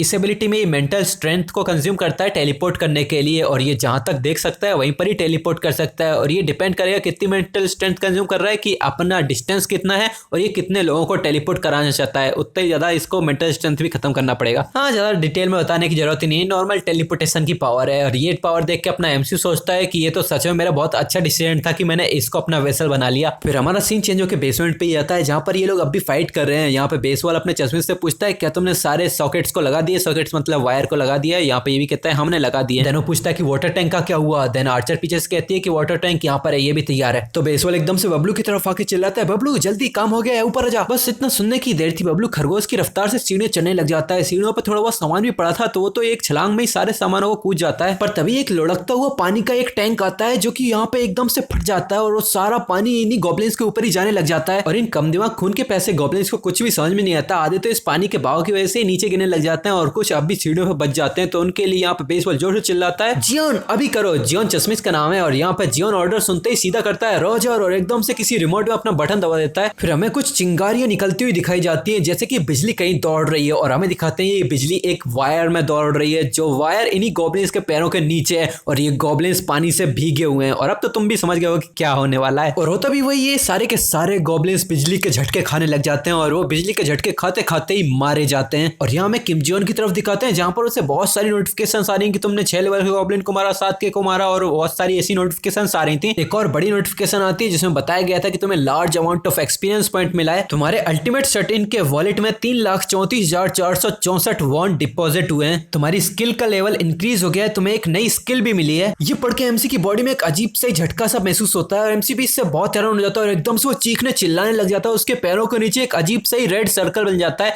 और ये पर्पल गोला धीरे धीरे करके बढ़ता ही जा रहा था और ये बढ़ते बढ़ते एकदम से सीढ़ियों तक भी पहुंच जाता है। सीढ़ियों से कॉरिडोर, सारे कॉरिडोर से सीढ़ियां, और यहाँ पर ये आके वापस से इन गॉब्लिन्स तक भी पहुंच जाता है और इनको भी पार कर जाता है। इससे इन गॉब्लिन को भी एक अजीब सा ही दर्द महसूस होता है। ये जोर जोर से चिल्लाने लगते हैं। यहाँ एमसी के पास नोटिफिकेशन आती है कि कुछ हॉस्टाइल बींग्स को रिकॉर्ड किया गया है, रिमूव किया जा रहा है। और जैसे ही ये नोटिफिकेशन आती है सारे गॉब्लिन्स बहुत ही जोर जोर से चिल्लाने लग जाते हैं। यहाँ जितने भी इनके ऊपर बिजलियां सी गिरने लगती है और एकदम से इनकी बॉडी डिफॉर्म होने लग जाती है। इनकी बॉडी में अजीब अजीब गुब्बारे से फटने लग जाते हैं और जैसे एक गुब्बारा पानी के ओवरलोड की वजह से फटता है वैसे ये सारे गॉब्लिन्स फट जाते हैं और सारा खूनम खून हो जाता है। एमसी के पास बहुत सारी नोटिफिकेशन आती है कि तुमने बहुत सारे गॉब्लिन्स को मारा है। अब देखो यहाँ पर ये कंफर्म नहीं हुआ है कि एमसी ने पूरी बिल्डिंग को ही अपना रेडियस बना लिया है। पहले तो ये बताया गया था कि बस 30th फ्लोर ही एमसी के अंडर में आता है और ये नीचे बेसमेंट का कोई भी सीन नहीं है। पर यहाँ पर अभी उसने बेसमेंट के लोग गॉब्लिन्स को मारा है या ऊपर के फ्लोर के किसी गॉब्लिन को मारा है ये कंफर्म नहीं है। ये हमें नेक्स्ट एपिसोड में पता चलेगा, क्योंकि ये एपिसोड तो यहीं पर ही खत्म हो जाता है। और हाँ, मुझे भी पता है कि तुम लोगों को ये एपिसोड थोड़ा छोटा लग रहा होगा, पर ये इतना ही चैप्टर था भाई, मेरा इसमें कोई गलती नहीं है। चैप्टर ही बहुत छोटे थे, क्या करूं। और तुम लोग चिंता मत करो, इसका नेक्स्ट एपिसोड इस बार जल्द ही आएगा, क्योंकि मैंने इस वाले चैप्टर को एक्सप्लेन करने में थोड़ा ज्यादा ही टाइम लगा दिया है। तो राइटर तो अभी 1-2 दिन में ही चैप्टर नेक्स्ट अपलोड करेगा, तो मैं उसको तुरंत ही एक्सप्लेन करके अपलोड कर दूंगा